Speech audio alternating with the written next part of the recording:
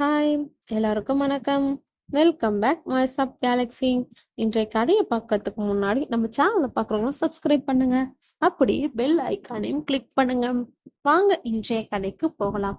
Chennai ECR சாலை. காதலர்கள் இருவரும் பைக்கில் ரொம்ப வேகமாக போயிட்டு இருக்காங்க. சுனிதா, டேய் இன்னும் எவ்வளவு தூரம்டா போகணும்? கொஞ்சம் தூரம் தாண்டி வந்துரும் என்றான் அஜய். ம், நல்லா டைட்டா ஹக் பண்ணிட்டே வாடி செல்லம் என்றான் அஜய். ஆல்ரெடி அப்படிதானடா வரேன், இன்னும் டைட்டா எப்படி? இவர்களின் வேகமான அந்த பயணத்தில் மாமல்லபுரம் என்ற போர்டு சாலையின் ஓரத்தில் வருவதை பார்த்து அஜய் அந்த பாதையில் வண்டியை திருப்பினான். வந்துட்டோம் போல என்றாள் சுனிதா. இருடி, நானே இப்பதான் ஃபர்ஸ்ட் டைம் வரேன், உள்ள போனாதான் தெரியும். ஹே, அங்க பாருடா மகாபலிபுரம், நாம சரியாதான் வந்திருக்கோம். வண்டியை நிறுத்திவிட்டு உள்ளே நுழைந்தனர் இருவரும் ஜோடியாக. ஒரு நிமிடம் அங்கே இருக்கும் அழகை ரசித்துவிட்டு அஜய் எதையோ தேடினான். என்னடா தேடுற? இல்லடி, இங்க லவ்வர்ஸ் எல்லாரும் தனியா டைம் ஸ்பெண்ட் பண்ற மாதிரி நிறைய புதர் இருக்குமா, கேள்விப்பட்டிருக்கேன். அதான் எங்கன்னு தேடிட்டு இருக்கேன். பொறுக்கி பொறுக்கிப்பே, வாடி அந்த பக்கம் போய் பார்க்கலாம். ரெண்டு பேரும் மலையின் அந்த பக்கமாக நடக்க அங்கு நிறைய மறைவிடங்கள் இருந்தன. அங்கதானு நினைக்கிறேன். இன்னைக்கு என்ன நீ ஒரு வழி பண்ணாம விட மாட்ட போல. கிட்ட போன ஒருத்தன் ஒரு பொண்ணு மடியில படுத்து அவ வயித்துல கிஸ் பண்ணிட்டு இருந்தான். சீ கருமம், என்னடா இவனுங்க இப்படி பண்றாங்க? நானும் அதை பண்ணத்தான் இடத்த தேறேன். எல்லா இடத்தையும் ஃபுல்லா பண்ணி வச்சிருக்காங்க. சி போடா. அப்படியே எதுவும் பிடிக்காத மாதிரிதான் நடிப்ப போடி. ஒரு இடம் காலியாக இருப்பதை பார்த்து அந்த இடத்திற்குள் இருவரும் நுழைந்து வெளியிலிருந்து பார்த்தால் யாருக்கும் தெரியாத மாதிரி உள்ளே சென்று அமர்ந்தனர். உட்கார்ந்த உடனே அஜய் சுனிதாவை அழைத்து லிப் லாக் செய்தான். சிறிது நேரம் அப்படியே கொஞ்சல்கள், தீண்டல்கள், ஊடல்கள் நடக்க சற்று தொலைவில் இரண்டு காக்கி சட்டைகள் கையில் லட்டியுடன் நடந்து வந்தனர். அவர்கள் இருவரும் முகத்தில் கருப்பு கண்ணாடி, மூஞ்சை மறைக்கும் அளவுக்கு மாஸ்க் மற்றும் போலீஸ் தொப்பி அணிந்துள்ளனர். அவர்கள் ஒரு புதராய் ஆராய்ந்து நடந்து வர சுனிதா அஜய் ஜோடி அவர்களின் கண்ணில் பட்டன. யாரது, எளியவா என இருவரும் வேகமாக சத்தமிட அதிர்ச்சியுடன் இருவரும் போலீஸை பார்க்க பகீர் என்றாகிவிட்டது. சுனிதா மெல்ல உடையை சரி செய்து கொண்டு அஜயுடன் வெளியே வந்தாள். என்ன பண்றீங்க உள்ள? சார், சார் கூப்பிட்டு போய் இவங்கள வண்டியில ஏத்துங்க, நான் வேற யாராவது இருந்தா புடிச்சிட்டு வரேன். சார் சார் ப்ளீஸ் சார், வீட்டுக்கு தெரிஞ்ச எங்களை கொன்னு போட்டுருவாங்க. சார் சார், காசு வேணா தரேன் சார், அந்த மாதிரி எல்லாம் எதுவும் பண்ணிடாதீங்க என்றான் அஜய். இதை கேட்டு இரண்டு காவலர்களும் சிரிக்க, எவ்வளவு தருவ? 500 தான் சார் இருக்கு, அதுவே பெட்ரோல் போட வச்சிருந்தேன் சார் என்றான் அஜய். இரண்டு காவலர்களும் ஒருவர் முகத்தை மற்றொரு பார்த்து கண்களில் சைகை காட்ட, தம்பி, எனக்கு இன்னைக்கு இவ்ளோ நியூசன்ஸ் கேஸ் புடிச்சு ஃபைன் போடணும்னு ஆர்டர். 500 ரூபாய் ஃபைன் காசுக்கே போயிடும். நீ எக்ஸ்ட்ரா ஏதாச்சும் கொடுத்தா மட்டும்தான் உங்களை விடுவேன், இல்ல ஸ்டேஷன் கூட்டிட்டு போய் தான் ஆகணும். சார், என்கிட்ட 300 இருக்கு என்றால் சுனிதா. போலீஸ், சரி அட்ஜஸ்ட் பண்ணிக்கிறோம். கேஸ் கார்டு ஜீப்ல இருக்கு. உன் வண்டி சாவியை என்கிட்ட கொடுத்துட்டு போய் ஜீப்ல உட்காருங்க, நாங்க பின்னாடியே வரோம். எதுக்கு சார் பைக் சாவி? நீ ஓடி போயிட்டா நாங்க என்ன பண்றது, அதுக்குத்தான் என்றான் போலீஸ். சாவியை கொடுத்துட்டு இரண்டு பேர் முன்னாடி நடந்து போனாங்க. எல்லாம் முன்னாலதான், இவ்வளவு தூரம் வர வேணாம்னு சொன்ன கேட்டியா? ஏதோ தப்பா இருக்குடி என்றான் அஜய். போலீஸ் ஸ்டேஷன் கூப்பிட்டு போறாங்களாடா நம்மள என்றால் சுனிதா. லூசு, ஓவரா பயப்படாத, பாத்துக்கலாம். ரெண்டு பேரும் ஜீப் கிட்ட போய் நிக்க பின்னாடியே ரெண்டு போலீஸும் வந்தாங்க. ஜீப்ல ஏறி கையெழுத்து போட்டு போயிட்டே இருங்க. ரெண்டு பேரும் ஜீப் ஏறுறாங்க. ஏறின உடனே வண்டி ஸ்டார்ட் ஆனது. வண்டி மெயின் ரோட்ல இப்போ வேகமாக போயிட்டு இருந்தது. இப்ப வண்டி ஓரமா நின்னது. அது பின்னாடி இன்னொரு வண்டி வந்து நின்னது. போலீஸ் ரெண்டு பேரும் மயக்கத்துல இருக்க சுனிதா அஜய் ரெண்டு பேரையும் தூக்கி அந்த இன்னொரு கார்ல ஏத்துனாங்க. அதுல வந்தவங்க இவங்க கிட்ட பணத்தை கொடுத்தனா இவங்க ஒரு பக்கமும் அவங்க ஒரு பக்கமும் போயிடுறாங்க. அந்த கார் இப்போ நேரா ஒரு பெரிய வீட்டுக்குள் நுழையுது. அது ஒரு இருட்டான இடம். லைட் ஆன் பண்ணா அது ஒரு சயின்ஸ் லேப் மாதிரி இருந்தது. சுனிதாவும் அஜயும் எதிரெதிர்க்க பார்த்த மாதிரி கட்டி போட்டு வச்சிருந்தாங்க. டாக்டர் ட்ரெஸ் போட்டுக்கிட்டு 5 பேர் உள்ள வந்தாங்க. இப்போ 6வதா ஒருத்தன் உள்ள வரான். அவனுக்கு எல்லாரும் வணக்கம் வைக்கிறாங்க. அவன் பேரு திருநிறை செல்வன். இவர் பார்க்க 50 வயசு மாதிரி இருக்காரு. தலையெல்லாம் வெள்ள முடி. ஆபரேஷன் ஸ்டார்ட் பண்ணலாமா கைஸ்? எஸ் சார்னு எல்லாரும் முன்னா சொல்றாங்க. கட்டப்பட்டிருக்க ரெண்டு பேர் முகத்திலையும் தண்ணி ஊத்தி எழுப்புறாங்க. கண் முழிச்சோன்னே ரெண்டு பேரும் இப்போ அவங்க எங்க இருக்காங்க அப்படின்னு அவங்களுக்கே புரியல. வழக்கம் போல, யாரு நீங்க, எங்களை விட்டுருங்க அப்படின்னு கத்துறாங்க. இதெல்லாம் திரு பொறுமையா சைலண்டா கேக்குறாரு. சரி, ரெண்டு பேரும் நான் சொல்றத தெளிவா கேளுங்க என்றார் திரு. இது ஒரு ப்ராஜெக்ட். இந்த ப்ராஜெக்ட்காக உங்களை ஒருத்தரை கொல்ல போறோம். சோ ஒத்துழைப்பு கொடுத்தீங்கன்னா நல்லா இருக்கும். ரெண்டு பேரும் அழுகுறாங்களே தவிர எதுவும் பேச முடியல அவங்களால.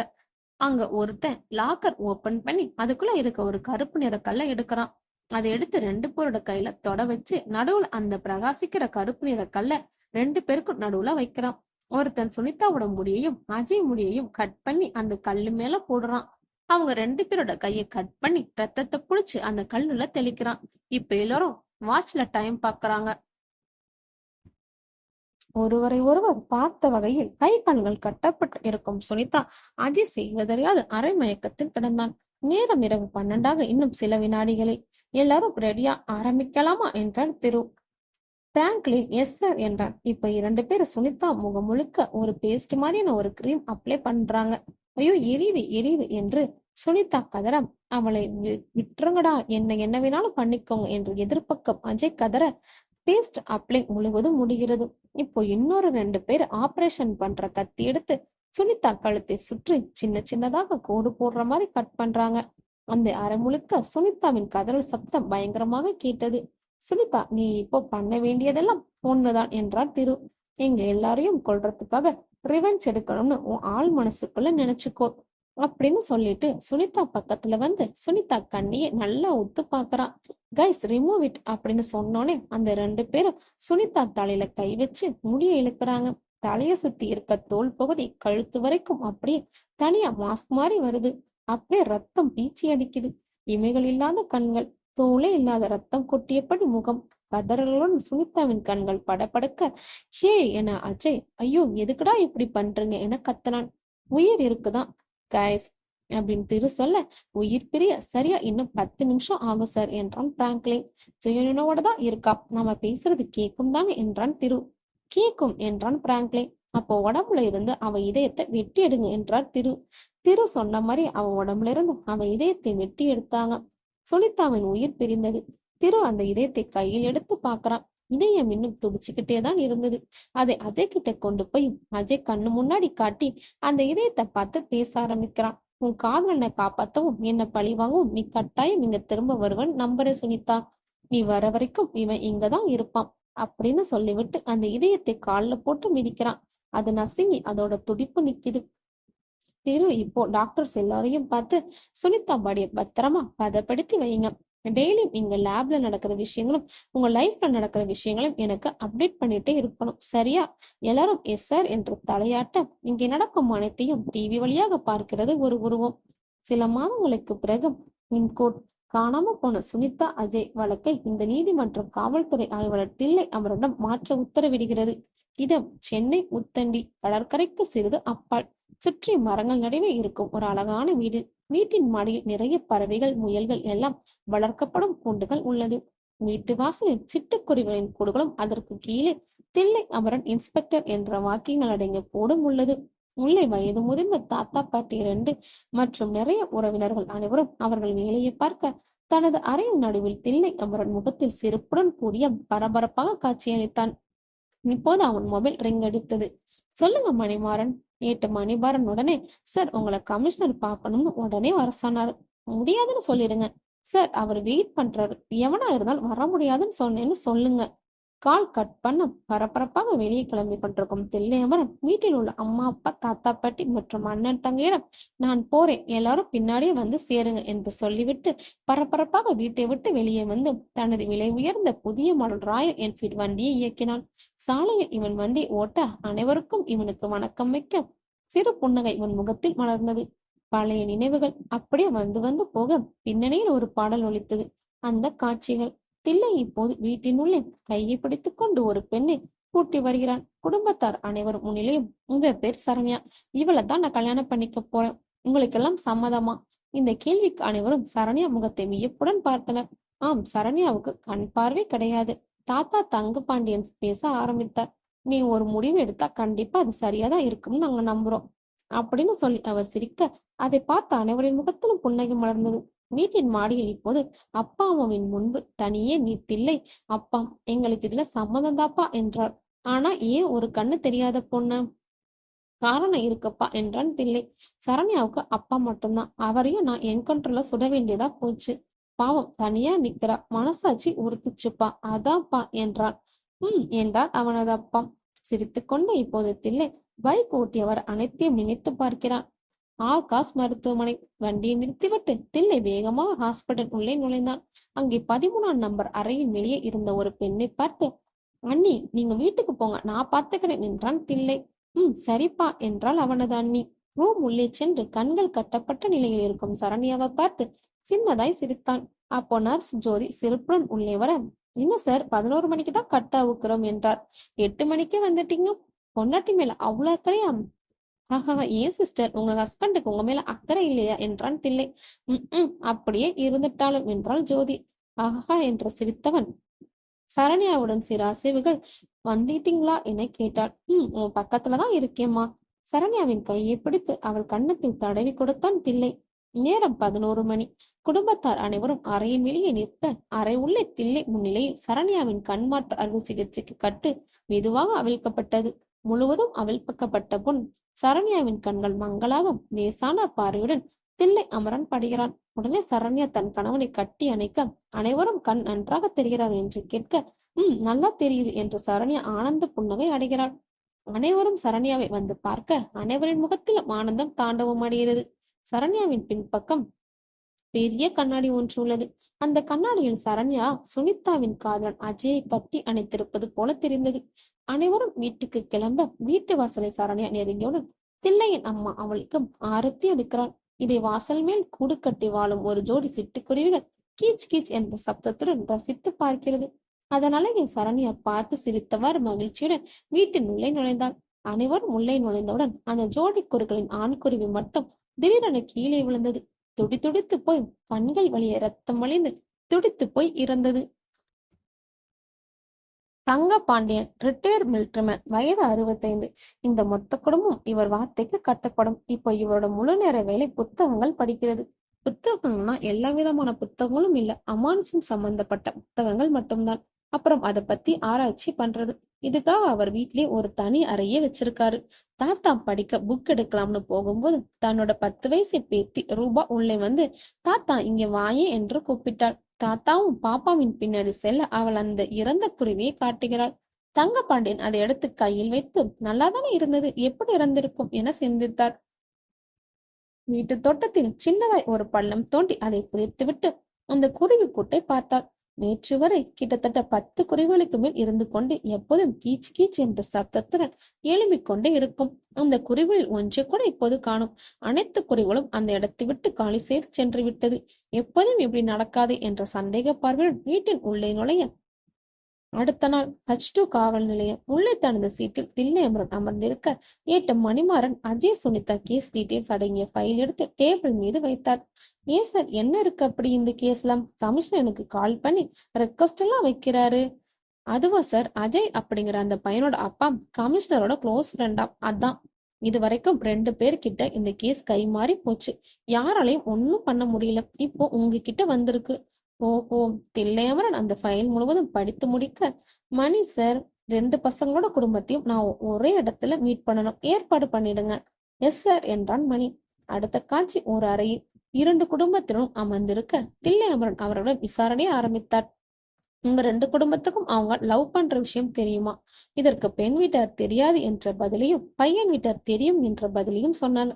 பையன் குடும்பத்தை பார்த்து, எவ்வளவு நாளா அவங்க லவ் பண்றாங்க? உங்களுக்கு அவங்க காதல்ல சம்மதம் இல்லைதானா? இல்ல சம்மதமா? அஜய் அம்மா, அவங்க 5 வருஷமா லவ் பண்றாங்க சார். அந்த பொண்ணு ரொம்ப தங்கமான பொண்ணு. எங்க எல்லாருக்கும் இதுல சம்மதம் தான். அவங்க வாட்ஸ்அப் சேட்டிங்ல கடைசியா பேசிக்கிட்டது மகாபலிபுரம் அவுட்டிங் பத்தின பிளான் தான். அதை உங்ககிட்ட சொல்லியிருக்காங்களாம். இரு வீட்டாரும் இல்லை என்றனர். சோ 2 பேரும் ஜனவரி 21 காலை 9 மணிக்கு மகாபலிபுரம் போயிருக்காங்க. ஒண்ணு போற வழியில ஏதாவது நடந்திருக்கணும், இல்ல அங்க போனதுக்கு அப்புறம் ஏதாவது நடந்திருக்கும். சரி, தேவைப்பட்டா மறுபடியும் உங்களை கூப்பிடுறேன். அப்போ பையன் வீட்டுல பையனோட அப்பா. சார், இதெல்லாம் கடைசியா இன்வெஸ்டிகேஷன் பண்ண 2 பேருமே சொன்னதுதான். இதுக்கு மேல அவங்க ஒன்னும் கண்டுபிடிக்கல. நீங்களாச்சும் ஏதாச்சும் பண்ணுங்க பிளீஸ். என்றான் தில்லை. இருவரும் இப்போது மகாபலிபுரம் விரைகின்றனர். அங்கே நுழைவாளின் வெளியே பழம் விற்பனை செய்பவர்கள், சிறு பொருட்கள் விற்பனை என நிறைய ரோட்டு கடைகள் உள்ளது. சுத்தி ஏதாவது சிசிடிவி கேமரா பொருத்தப்பட்டுள்ளதா என நோட்டமிட்டனர். எதுவும் பொருத்தப்படவில்லை. ஆகவே இப்பொழுது இருவரும் சுனிதா அஜய் புகைப்படத்தை காட்டி, இந்த தேதி இவர்களை இங்கு பார்த்தது போல நினைவுள்ளதா என அந்த வியாபாரியிடம் கேட்க அனைவரும் ஒரே வார்த்தையில் தெரியாது என்றனர். மணியோ, சார், 5 மாசத்துக்கு முன்னாடி இவங்களை பார்த்ததை பத்தி கேட்டா எப்படி ஞாபகம் இருக்கும்? அது மட்டும் இல்லாம இங்க இருக்கிற எல்லாரும் எதுக்கு நமக்கு பிரச்சனை தெரிஞ்சாலும் தெரியாதுன்னு தான் சொல்லுவாங்க. இங்க தெரியாது அப்படிங்கிற வார்த்தையில பல பேரை பயன்படுத்தி இருந்தாலும் தெரிஞ்சுக்கிட்டே தெரியாதுன்னு சொல்றவங்கள துண்டா கண்டுபிடிச்சிடலாம் என்றான் தில்லை. அது எப்படி சார்? நீயே பாரு. தில்லை நேரா இப்போ பழக்கடை வச்சிருக்க பாட்டிக்கு பக்கத்துல சரியா 4 கடை தள்ளி இருக்க இளநீர் கடை கிட்ட போனான். சரி சொல்லு, பாத்தியா இல்லையா என தில்லை கேட்க, சரி இப்பதானே சொன்னேன் தெரியாதுன்னு மறுபடியும் கேக்குறீங்க என்றான் அவன். அவனுக்கு பலார் என்று ஒரு அறை சத்தம் அனைவரையும் திரும்பி பார்க்க வைத்தது. ஏட்டையா, அந்த லத்தியை எடுத்துட்டு வாங்க என்றான் தில்லை. எல்லாரையும் அடிச்சு தோலை உரிச்சா உண்மை தானா வரும் சொல்லிவிட்டு லத்தியை எடுத்து இளநீர் கடைக்காரனை அடிச்சு வெளுன்னு வெளுத்தாங்க. இதை பார்த்த மற்ற கடைக்காரர்கள் அனைவரும் கண்ணில் மரண பீதி. இப்போது தில்லை நேராக 4 கடை தள்ளி பழக்கடை வைத்திருக்கும் கிளையிடம் சென்று லத்தியை நீட்டம். ஐயா சாமி, நான் பார்த்தேன் சொல்லிடுறேன் என்று கையெடுத்து கும்பிட, சொல்லுங்க. அன்னைக்கு இந்த பசங்க 2 பேரும் இங்க நின்ன போலீஸ் வண்டியில தான் ஏறி உள்ள உக்காந்தாங்க. போலீஸ் வண்டியா? என்ன கலர் ட்ரெஸ் போட்டிருந்தாங்க? பார்க்க எப்படி இருந்தாங்க? போலீஸ் ட்ரெஸ் தான் போட்டிருந்தாங்க. முக அடையாளம் சரியா தெரியல. மூஞ்சில மாஸ்க், கருப்பு கண்ணாடி போட்டிருந்தாங்க. அந்த பசங்களை ஏதாச்சும் பண்ணாங்களா என தில்லை கேட்க, அதற்கு அந்த பாட்டி ஏதோ பதில் சொல்ல அது முழுவதையும் கேட்டுக்கொண்டு தில்லை நேராக அந்த இளைஞர் கடைக்காரனும் சென்று மன்னிப்பு கேட்டுவிட்டு பைக்கில் ஏறி அங்கிருந்து கிளம்பினார். மணியும், சார் எப்படி அந்த பாட்டிக்கு தெரியும்னு கரெக்டா கண்டுபிடிச்சிங்க? அதான் சொன்னேனே தெரியாது அப்படிங்கிற பதில வச்சுதான். ஆனா எல்லாரோட பதிலையும் எனக்கு எதுவும் வித்தியாசம் தெரியலையே. அதுக்காக தான் மணி சார் கமிஷனர் இந்த கேஸ எனக்கு ரெக்கமெண்ட் பண்ணிருக்காரு. ஓ, சரிதான் என்றான் மணி. நேரம் மாலை 5. இந்த நேரத்தில் தங்கப்பாண்டியன் வீட்டு மாடியில் வளர்க்கப்படும் அனைத்து பறவைகளுக்கும் உணவு மற்றும் தண்ணீர் வைப்பது வழக்கம். வழக்கம் போல மேலே சென்று புறாக்களுக்கு திறந்துவிட்டு தானியங்களை போட்டார். எப்போதும் அடித்து பதறிக்கொண்டு உணவை எடுக்க வரும் அத்தனை புறாக்களும் எதையும் தொட்டு கூட பார்க்காமல் பறந்து சென்று விட்டது. மேலும் லவ் பேர்ட்ஸ் எனப்படும் குருவிகளும் பழகத்திற்கு மாறாக பயங்கரமாக கத்தியது. அந்த சத்தத்தின் வழியை தாங்க பாண்டியனால் உணர முடிந்தது. எப்போதும் மேலே பறக்கும் புறாக்கள் 10 நிமிடங்கள் வானத்தை வட்டமிட்டு கூண்டை நோக்கி வந்துவிடும். ஆனால் இப்போது அனைத்துமே நீண்ட தூரம் திசைக்கு சென்று விட்டது. அதை பாண்டியன் புரியாமல் உற்று பார்த்தான். அடுத்த காட்சி, அந்த புத்தக அறையில் கையில் வைத்திருக்கும் புத்தகத்தின் வரிகளை வாசித்தார். நீங்கள் இருக்கும் இடத்தில் அமானுஷ சக்தியின் ஏதேனும் புதிதாக நுழைந்தால் முதலில் அதை பறவைகள் மற்றும் விலங்குகள் உணர்ந்துவிடும். மேலும் அந்த அமானுஷ சக்திக்கு மனிதர்களை தாக்கும் சக்தி இல்லை. ஆனால் பறவைகளையும் விலங்குகளையும் துன்புறுத்தி அது தன்னுடைய சக்திகளை மனிதர்களுக்கு எதிராக பயன்படுத்த வளர்த்தப்படும். உதாரணம், உங்க வீட்டில் உள்ள பறவைகளின் உயிரிழப்பு மற்றும் இடமாற்றம், நாய்களின் அடிக்கடி குறைத்து ஊளையிடும் சுபாவம். இதை படித்து முடித்து புத்தகத்தை மூடி வைத்து ஆழ்ந்த சிந்தனையில் ஈடுபட்டார் தங்கப்பாண்டியன். நேரம் மாலை 6:30. இது தாத்தா தனது பேர குழந்தைகளுக்கு அறிவுரை கதைகள் சொல்லும் நேரம். ஆகையால் 3 பேர பசங்களும் தாத்தா நாங்க வந்துட்டோம், மணி 6:30 என்று சிரித்துக் கொண்டே வந்தனர். அவர்களை பார்த்த தங்கப்பாண்டியன் தன்னுடைய சிந்தனையை மறந்து சிரித்த முகமாக மாறி பிள்ளைகளின் கன்னங்களை கொஞ்சலுடன் கிள்ளினார். நீலு உடனே, தாத்தா இன்னைக்கு என்ன கதை சொல்ல போறீங்க? அது வந்து, இப்போது தங்கப்பாண்டியன் மனதில் பேய் பற்றிய கதைகளை சொல்லலாமா என தோன்றியது. தாத்தா இன்னைக்கு உங்களுக்கு பேய் கதை சொல்ல போறேன், சரியா? ரூபா, நீலு, சம்பத் 3 குட்டி பசங்களும் பேய் கதையா, ஐ ஜாலி ஜாலி என்று புன்னகைக்க தில்லை அமரன் வீட்டின் உள்ளே நுழைந்தான். நேராக தனது அறைக்கு சென்று அறையை லாக் செய்து கட்டிலில் படுத்து ஓய்வெடுத்துக் கொண்டிருக்கும் போது சரண்யாவின் அருகில் படுத்து அவளை கட்டி அணைத்து சிரித்துக் கொண்டே கன்னத்தில் முத்தமிட்டான். சரண்யா கண்களை திறந்து ஆனந்த புன்னகைக்கிறாள். என்ன இங்க ஒரு மாதிரி கெட்ட நாத்து அடிக்குதே என்றான் தில்லை. எனக்கு அப்படி இது தெரியலையே. சுற்றுமுற்றும் அறையை முகர்ந்து பார்த்துவிட்டு சரண்யாவை அருகில் வந்து அமர்ந்து சரண்யாவை நெருங்கியவுடன் அந்த கெட்ட நாற்றம் அதிகரிப்பதை உணர்ந்தான். சரி, இப்பதானே ஆபரேஷன் முடிஞ்சிருக்கும், புண் ஏதாவது ஏற்பட்டு அதனால இருக்கும் என உணர்ந்து அந்த பேச்சை விட்டு விடுகிறான். தாத்தாவின் அறையில், சரி இப்போ நான் உங்களுக்கு சொல்ல போற கதை ஒரு எழுத்தாளர் பத்தின கதை. கேக்குறீங்களா? கேக்குறோம் என அனைவரும் ஒன்றாக சொல்ல, ஒரு ஊர்ல ரா ரா ரங்கசாமி அப்படிங்கிற கதையாசிரியர் ஒருத்தர் இருந்தாராம். அவர் எந்த கதை எழுதினாலும் அதை படிக்கிற நமக்கு அது அப்படியே நம்ம கண்ணு முன்னாடி காட்சிகளா வந்து போகும். அப்படி அவர் ஒவ்வொரு கதையும் அவ்வளவு அருமையா யோசிச்சு அதை தனக்கே நடக்கிற மாதிரி கற்பனை பண்ணி எழுதுவாராம். ஒரு நாள் இவர் ஒரு பேய் கதை எழுதணும்னு ஆசைப்பட்டாராம். படிக்கிற எல்லாரும் பயப்படுற மாதிரி பயங்கரமா எழுதணும்னு முடிவு பண்ணி ஒரு தனி வீட்டை வாடகைக்கு எடுத்து அங்க போய் தங்கி கதை எழுத ஆரம்பிச்சாராம். பயங்கரமான கதை வரணும் அப்படிங்கறனால அவர் அங்க தன்னை சுத்தி ஒரு பேய் இருக்கிறத கற்பனை பண்ணிக்கிட்டாராம். பேய் மாதிரி ஒரு உருவத்தை கற்பனை பண்ணி அது திடீர்னு தன்னை வந்து பயமுறுத்துற மாதிரி எல்லாம் பயங்கரமா கற்பனை பண்ண ஆரம்பிச்சாராம். இப்ப தன்னோட புத்தகத்தை 95% எழுதி முடிச்சிட்டாராம். மீதி 5% வெறும் இறுதி கருத்து மட்டுமே தான். அதனால அதை தன்னோட வீட்டுக்கே போய் எழுதி முடிக்கலாம் அப்படின்னு வீட்டுக்கு கிளம்பும்போது அவர் கற்பனையில உருவாக்கி வச்சிருந்த அந்த பேய் உருவம் இவரை அங்க இருந்து போக விடாம தடுக்குதாம். முதல்ல தடுக்க மட்டுமே செஞ்ச அந்த உருவம் அப்புறம் இவரை கொல்லவும் முயற்சி பண்ணுச்சாம். அந்த வீட்டை விட்டு வெளியே போனாலும் அது அவரை விடலையாம். இப்போ அது அவரோட சொந்த வீட்டிலேயும் வந்துருச்சாம். தென்னைக்கும் அந்த உருவத்துக்கும் பயந்து பயந்து ஒரு கட்டத்துக்கு மேல அவர் ஹார்ட் அட்டாக் வந்து இறந்தும் போயிட்டாராம். ரொம்ப உடனே பேய் அவரை கொன்னுடுச்சா தாத்தாம்? ஹஹஹ, கொன்னது பேயிலோட தங்கம், தன்னோட தப்பான எதிர்மறை கற்பனைகள் தான். புரியலையே தாத்தா என்றால் நீலு. சரி, உனக்கு என்ன குட்டி ரொம்ப பிடிக்கும்? எனக்கு ஐஸ்கிரீம் ரொம்ப பிடிக்கும் என்றால் நீலு. தாத்தா உடனே, இப்போ உனக்கு ஐஸ்கிரீம் சாப்பிடணும் ரொம்ப ஆசையா இருக்குன்னு வச்சுக்குவோம். உங்க டாடி நிறைய ஐஸ்கிரீம் வாங்கிட்டு வந்து எல்லாத்தையும் உனக்கு காட்டி நீ சாப்பிடலாம்னு ஆசையா இருக்கும் போது இது இப்போ சாப்பிடறதுக்கு இல்ல 4 நாள் அப்புறம் தான் கிடைக்கும்னு சொல்லி ஃப்ரிட்ஜ்ல வச்சு பூட்டிட்டு போயிடாரு. அப்ப நீ என்ன பண்ணுவ? செம்ம கடுப்பா இருக்கும் தாத்தா. எப்படா அந்த 4 days வரும்னு வெயிட் பண்ணுவேன். நீ வெயிட் பண்றது மட்டும் இல்லாம எனி டைம் அதை பத்தி திங்க் பண்ணி 3வது நாள் அதை யாருக்கும் தெரியாம திருடி சாப்பிடுவேன், சரியா? நீலு உடனே சிரித்தாள்.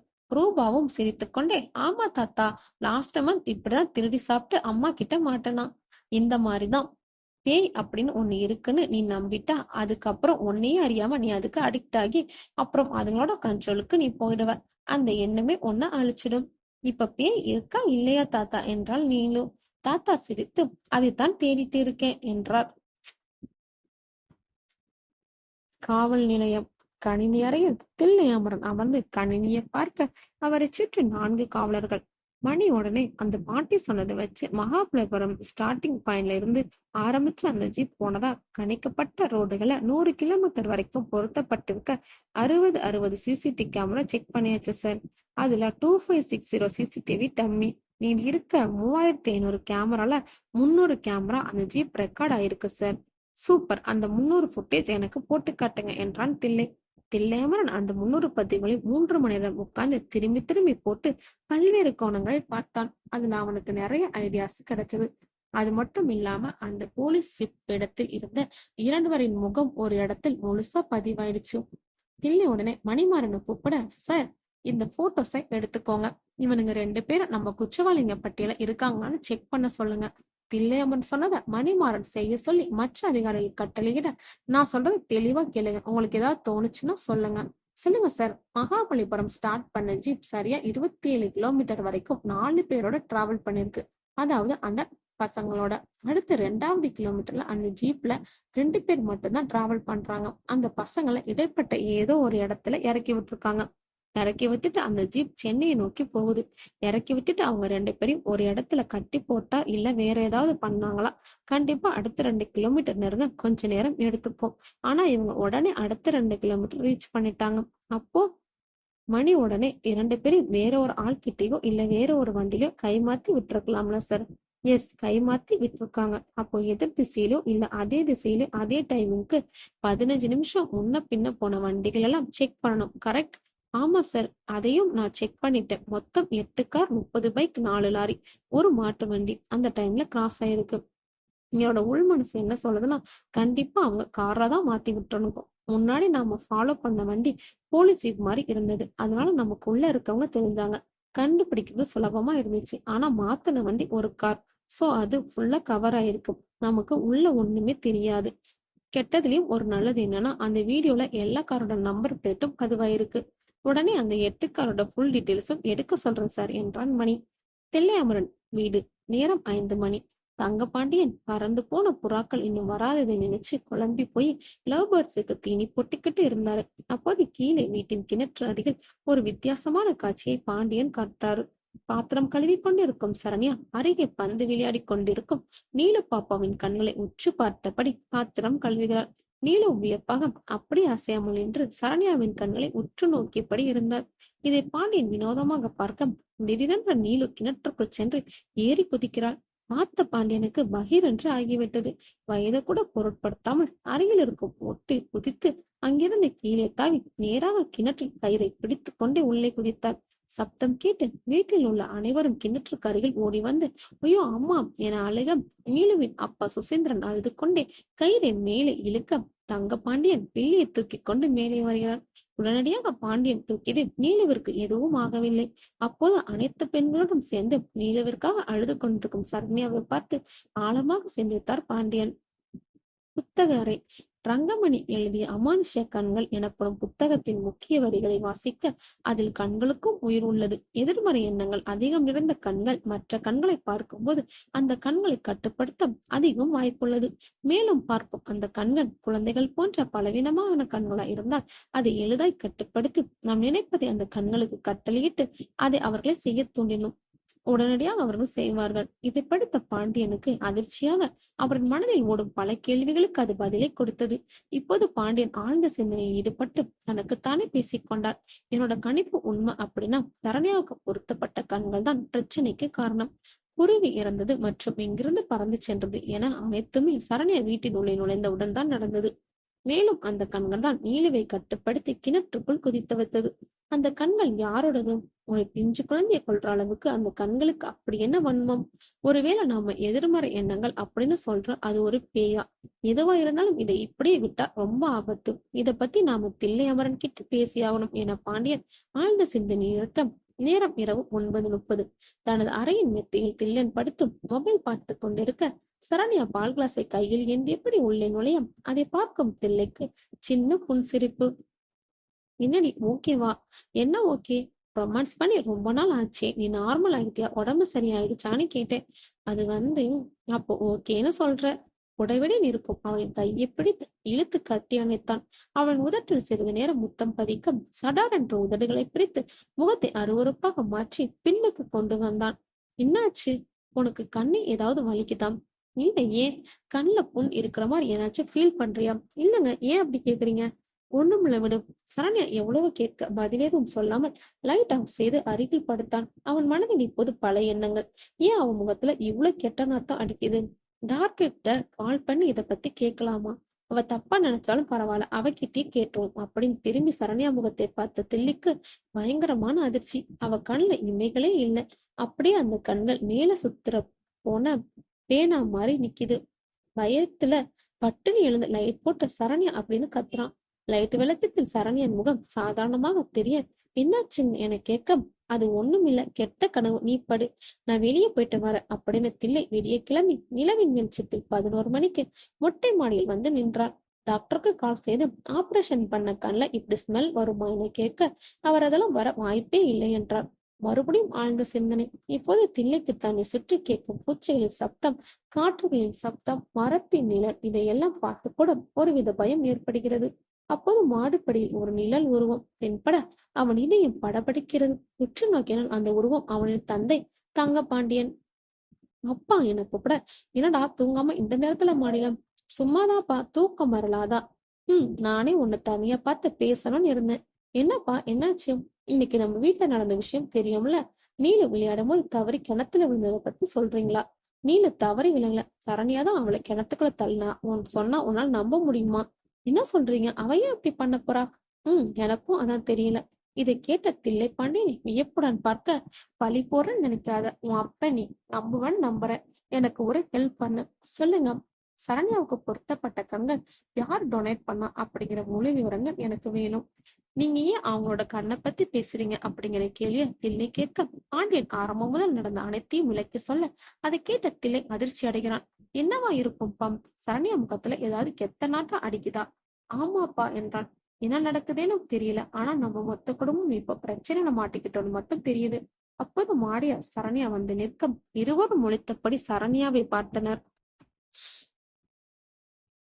இவர்கள் திகைப்போடு அமைதியாக நிக்க சரண்யா இப்போது தில்லைய பார்த்தும், தூங்காம இந்த நேரத்துல இங்க வந்து என்ன பண்றீங்க என கேட்க திரு திருவென முழித்தபடி சரண்யாவை பார்க்க பாண்டியன் குறுக்கிட்டான். நான் தாமா நம்ம குடும்பத்து விஷயமா பேசிட்டு இருந்தேன். என்னாச்சு மாமா? ஒண்ணும் இல்லம்மா, கணக்கு வழக்குத்தான், நாங்க பேசி முடிச்சிட்டோம், நீ அவனை கூப்பிட்டுட்டு போமா. சரண்யா தில்லை அமரன் கீழே செல்ல தில்லை மெல்ல மெல்ல பாண்டியனை திரும்பி பார்த்தபடி சென்றான். அறையில் சென்று கட்டிலின் அருகருகே படுத்த இருவரில் சரண்யா தூங்கிவிட்டாள். ஆனா தில்லை கண்ணில் துளியளவும் தூக்கமில்லை. அவனது மனது எதையெதையோ நினைத்து கற்பனை செய்து கொண்டிருந்தது. மறுநாள் ஆகாஷ் மருத்துவமனையின் அறையில் டாக்டரின் எதிரே தில்லை அமர்ந்திருக்க, சொல்லுங்க டாக்டர், சரண்யாவுக்கு பொருத்தப்பட்ட கண்கள் பத்தி எனக்கு முழு டீட்டெயில்ஸ் வேணும் என்றான் தில்லை. டாக்டர், ஒரு 10 மினிட்ஸ் வெயிட் பண்ணுங்க சார் ப்ளீஸ்.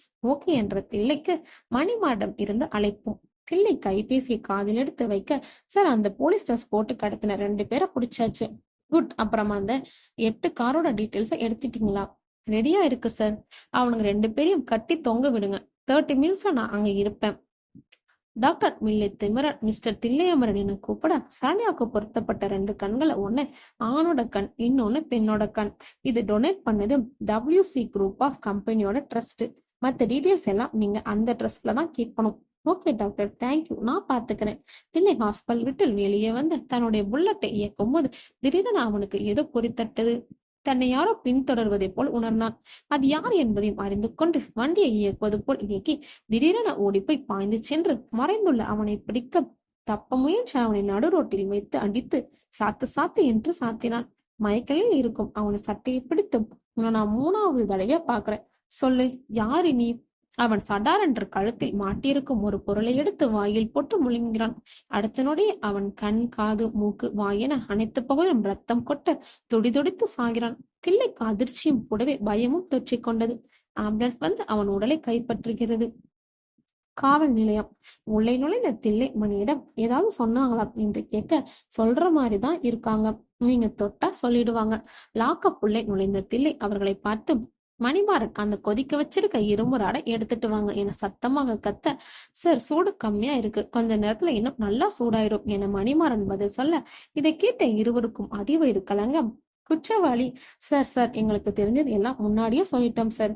கடத்திட்டு வந்து கொடுத்தா காசு தரேன்னு சொல்லி சொன்னாங்க. தூக்கிட்டு வந்து அவங்க கிட்ட கை மாத்தி விட்டு காசு வாங்கினதோட சரி சார். அவங்கள பத்தி எதுவுமே எனக்கு தெரியாது சார். மணிமாறன், இவனுங்க அந்த 8 கார்ல எந்த கார்ல கைமாத்தி விட்டாங்கன்னு காட்ட சொல்லுங்க என்றார் தில்லை. கணினி அறிவு சென்று பார்த்த அவர்கள் கருப்பு நிற பென்ஸ் காரை காட்டி, இதில்தான் அவர்களை கொண்டு போனார்கள் என அடையாளம் காட்டினார். கார் யார் பேர்ல இருக்கு? கணனி ஆய்வு செய்யும் ஆய்வாளர் சிறிது நேரத்தில், அந்த car WC group of company என்ற பேர் இருக்கு என சொல்ல, இதை கேட்ட தில்லைக்கு அதிர்ச்சி மேல் அதிர்ச்சி. எனக்கு இந்த கம்பெனி அண்ட் ட்ரஸ்ட் பத்தின ஆல் டீட்டெயில்ஸ் உடனே வேணும். அப்போது மணிமாறன் தில்லையை பார்த்து, சார், இது இன்டர்நேஷனல் கம்பெனி சார். இதுக்கு உலகத்துல எல்லா இடத்துலயும் பிரான்ச்சஸ் இருக்கு. நம்ம நாட்டோட CM PM கூட இவங்க கூட ரோசம், நான் டிவில எல்லாம் பார்த்திருக்கேன். அவர்களை பற்றிய டீட்டெயில்ஸ் எடுத்த கணினி ஆய்வாளர் தில்லையிடம் இதையே சொல்ல, அப்போது கமிஷனர் கிட்ட இருந்து தில்லைக்கு கால். தில்லை அமரன், இப்ப நீங்க விசாரிச்சுட்டு இருக்க அஜய் சுனிதா கேஸ இதோட க்ளோஸ் பண்ணிடுங்க. ஏன் சார்? தேவையில்லாத கேள்வி கேட்காதீங்க. பெரிய இடத்துல இருந்து ஆர்டர், சொன்னதை செய்யுங்க என கால் கட்டாக அடுத்தடுத்த அதிர்ச்சியான செய்திகளில் தில்லை அமரன் செய்வதறியாது திக்குமுக்காடி தனது இருக்கையில் அமர்ந்து தண்ணீர் அருந்தினான். நேரம் இரவு 9. வீட்டின் புத்தக அறை. தில்லை அமரனும் தங்கப்பாண்டியனும் எதிரெதிர் இருக்கையில் அமர்ந்திருக்க, நீ சொன்னதெல்லாம் வச்சு பார்க்கும்போது 2 பசங்களை கடத்தினதும் சரண்யாவுக்கு கண்களை டொனேட் பண்ணதும் WC தான். அது மட்டும் இல்லாம நாம என்ன பண்றோம்னு அவங்க வாட்ச் பண்ணிட்டு இருக்காங்கப்பா என சொல்ல, எதுக்காக அவங்க இப்படி பண்ணணும்? அதுக்கான பதில அந்த ட்ரஸ்ட் மேனேஜர் கிட்ட தான் கேட்கணும். இப்ப தில்லைக்கு மணியிடமிருந்து அழைப்பு வர, சார், அந்த ட்ரஸ்ட் மூடி 3 மாசம் ஆகுதாம். இப்போ அந்த இடம் மூடிதான் இருக்கு. நம்ம ஆளுங்க பார்த்துட்டு வந்துட்டாங்க. மேனேஜர் யாருன்னு விசாரிச்சிங்களா? சரண்யாவுக்கு ட்ரீட்மெண்ட் பார்த்த டாக்டர் தான் சார் அது. தில்லைக்கு அது ஷாக்காக இருக்கும். நம்ம ஆளு ஒருத்தர ட்ரஸ்டுக்கு பக்கத்துல இருந்து என்ன நடக்குது யாருக்கும் தெரியாம வாட்ச் பண்ண சொல்லுங்க. சரி என மணிமாறன் துண்டித்தான். என்னாச்சு என பாண்டியன் கேட்க, தில்லை நடந்ததை சொல்ல, அப்போ டாக்டரை தூக்கினா விஷயம் வெளியே வரும். நேரத்தை கடத்தாம அவன் தப்பிக்க முயற்சி பண்ணுவான். இப்பவே டாக்டரை போய் பாரு. சொல்ல மாட்டான். உன் ஸ்டைல தட்டி உண்மையே வரவை. தில்லை சரியென உடனே கிளம்பினான். ஒரு பக்கம் தில்லை அதிவிரைவாக வண்டியை செலுத்த, பாண்டியன் ஆழ்ந்த சிந்தனையில் ஈடுபட்டபடி புத்தக அலமாரியிலிருந்து ரிச்சர்ட் ஹார்ட் எழுதிய பிளாக் ஸ்டார் என்ற ஆங்கில புத்தகத்தை எடுத்து வாசிக்க ஆரம்பித்தார். அந்த புத்தகத்தில் உள்ள அந்த கருப்புக்கள் புகைப்படம் சுனிதா அஜய் நடுவே ரத்தாபிஷேகம் செய்த அந்த பிரகாசிக்கும் கருப்புக்கல்லை போலவே உள்ளது. 2000 ஆண்டுகளுக்கு முன்பு ரோம் சாமியரட்சத்திற்கு உட்பட்ட பகுதியில் உள்ள ஒரு அரசன் தன் மக்களுக்கு ஒரு அறிவிப்பு வெளியிட்டான். அதாவது எதிரி நாட்டை வீழ்த்தி அங்கிருந்து பிடித்து வரப்பட்ட 500 அடிமைகள் நம்மிடம் உள்ளன. இவர்களை மிகுந்த வலியுடன் கொடூரமாக கொள்ளும் வினோதமான சிறந்த ஆலோசனை வழங்குபவர்களுக்கு பரிசுகள் வழங்கப்படும் என்று அறிவிக்கப்படுகிறது. அதன்படி நிறைய பேர் நிறைய கொடூரமான ஆலோசனைகளை வழங்க ஒரு அறையில் வைத்து பல சடங்கு முறைகளை செய்து அனைவரையும் விதவிதமாக கொன்று குவித்தனர். அனைவரின் ரத்தத்தையும் ஒரு சொட்டு கூட வீணாக்காமல் ஒரு இரும்பு பெட்டகத்தில் அதை ஊற்றி சில வழிபாட்டு முறைகளை செய்து அதை மண்ணுக்கடியில் அங்கேயே குழி தோண்டி புதைத்தனர்.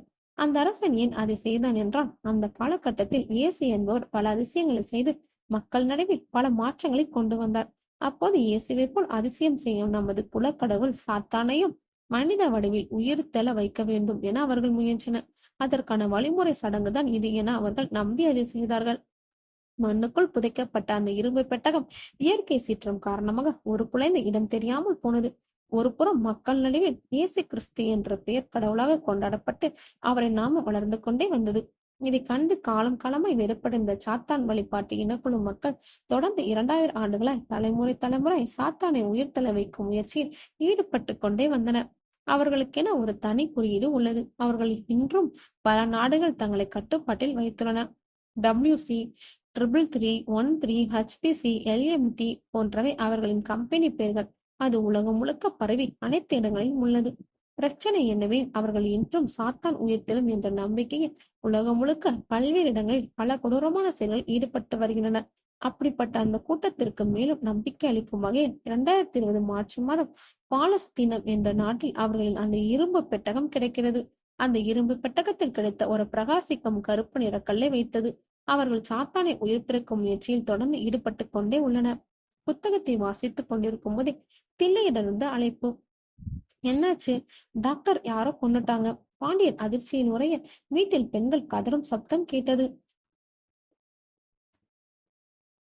தான் செல்லும் முன்பே டாக்டர் இறந்து கிடப்பதை பார்த்த தகவலை அதிர்ச்சியுடன் தில்லை பாண்டியனுக்கு தெரிவிக்க, திடீரென வந்த அலர் சப்தத்தை கேட்டு பாண்டியன் வேகமாக சத்தம் வந்த திசையை நோக்கி பதற்றத்துடன் ஓடினான். தனது மூத்த மகன் சுசீந்திரன் அறையில் அந்த சப்தம் வருவதை உணர்ந்து அரைவாசலை நெருங்கியுடன் பாண்டியனுக்கு பேரதிர்ச்சி. சுசி ஃபேனில் மாட்டிய புடவையும் தூக்கில் தொங்கியபடி உயிர் இழுத்துக் கொண்டிருக்க, கீழே அவன் மனைவி நளினி நெற்றியில் ரத்தம் வழிய அரைமயக்கத்தில் கத்தியபடி விழுந்து கிடக்க, நீடிவும் செய்வதறியாத அப்பா அப்பா என்று அலற பாண்டியன் பாய்ந்து சென்று தொங்கி அவன் கால்களை பிடித்து தாங்கினான். இறக்கிவிட்டு அவன் இயல்பு நிலைக்கு திரும்பியுடன் சுசி கன்னத்தில் பலார் என்று அறைந்தான். என்னடா பிரச்சனை அவனுக்கு? பதில் சொல்லாமல் தெரு தெருவென முழித்தான். சுசி உடனே, நான் ஏன் இப்படி பண்ணேன்னு எனக்கே தெரியலப்பா. வீட்டின் மையப்பகுதியில் அமர்ந்து லேப்டாப் அன்றைய ஆபீஸ் கணக்குகளை சரிபார்த்துக் கொண்டிருக்கும் சுசீந்திரனும் இந்தாங்க என்ற சிரித்த முகத்துடன் சரண்யாவின் கை காபி கிளாஸை நீட்டினாள். மேலும் அதை கையை தடவியவாறு கொடுத்தாள். தேங்க்ஸ் என்று வாங்கிய சுசி அதை குடித்தவாறு போகாமல் அங்கே நிற்கும் சரண்யாவை நிமிர்ந்து பார்த்தாள். அவள் கண்களை பார்த்தவுடன் அவள் கண்ணில் ஏதோ ஒரு மயக்கத்தை உணர்ந்தான். கண்களை இமைக்காமல் சரண்யாவின் கண்களை உற்று நோக்கினான். திடீரென்று எழுந்து தனது அறைக்கு சென்று மனைவியின் முன்னிலையில் சேலை எடுத்து பிராணில் அதை தூக்கு கயிறாக கட்ட, அதிர்ச்சியின் கேள்வி கேட்டு தடுக்க வந்த மனைவிக்கோ பலார் என்ற அறை. அடுத்த வேகத்தின் கதவில் முட்டி அவளுக்கு ரத்தம் வந்து கீழே விழுகிறாள். நேரம் இரவு 12 மணி. இப்போது வீட்டின் அடிப்பகுதியில் பாண்டியன் மூத்த மகன் சுசி மற்றும் அடுத்த மகன் கண்ணன், இளைய மகன் தில்லை அமரன் என மூவரும் இருக்க, சரண்யா மற்றும் குழந்தைகளை தவிர இருவரின் மனைவிகள் என குடும்பத்தில் அனைவரும் ஒன்றாக அதிர்ச்சி கலந்த முகத்துடன் பாண்டியன் முன்பு நின்றனர்.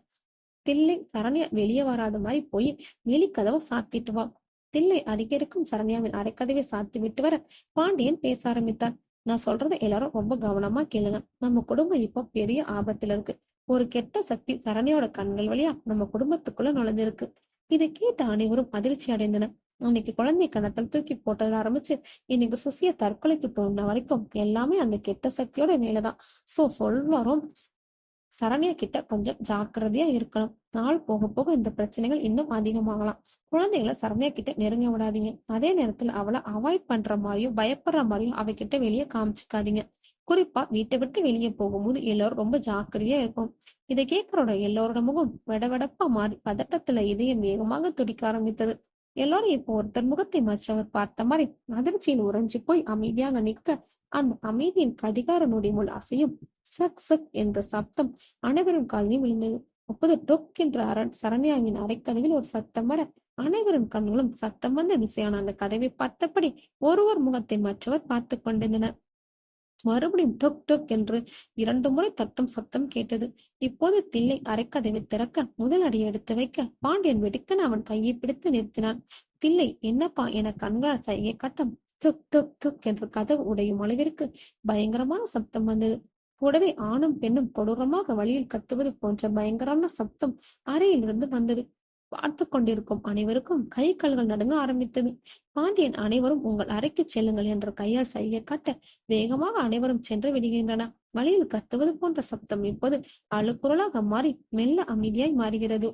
வா, உள்ள போய் என்னன்னு பார்க்கலாம் என பாண்டியன் சொல்ல இருவரும் கதவறையை சென்று ஒருவித பயத்துடன் கதவை மெதுவாக திறக்கின்றனர். உள்ளே இருக்கும் கட்டிலில் முழுவதும் போர்வையால் போத்தியபடி சரண்யா படுத்திருந்தாள். திடீரென கதவு மெதுவாக தானாக பாதி மூடியபடி அசைகிறது. தில்லை இப்போது சரண்யா மேல் இருக்கும் போர்வை விலக்கி பார்க்க கையை நீட்டுகிறான். அப்போது பாண்டியன் தில்லையின் தோள்பட்டி மேல் கை வைத்தும் கண்ணின் மேல பார் என்ற வகையில் சைகை காட்டுகிறார். பின்பக்கம் திரும்பி மேலே பார்த்த தில்லைக்கு பகீரென இருந்தது. சரண்யா ஸ்லாமிக் மொழியில் முகத்தை மூடியால் மூடியபடி தலைவிரி கோலத்துடன் அமர்ந்து எதையோ பார்த்தபடி இருந்தாள். இருவரும் இப்போது செய்வதறியாது பயத்தில் விதிப்பிலிங்கி நின்றனர். அப்போது தில்லை மெல்லிய குரல் சரண்யா என்று அழைத்தான். அவனிடம் எந்த அசைவும் இல்லை. திடீரென்று சரண்யாவிடம் சிறு அசைவு.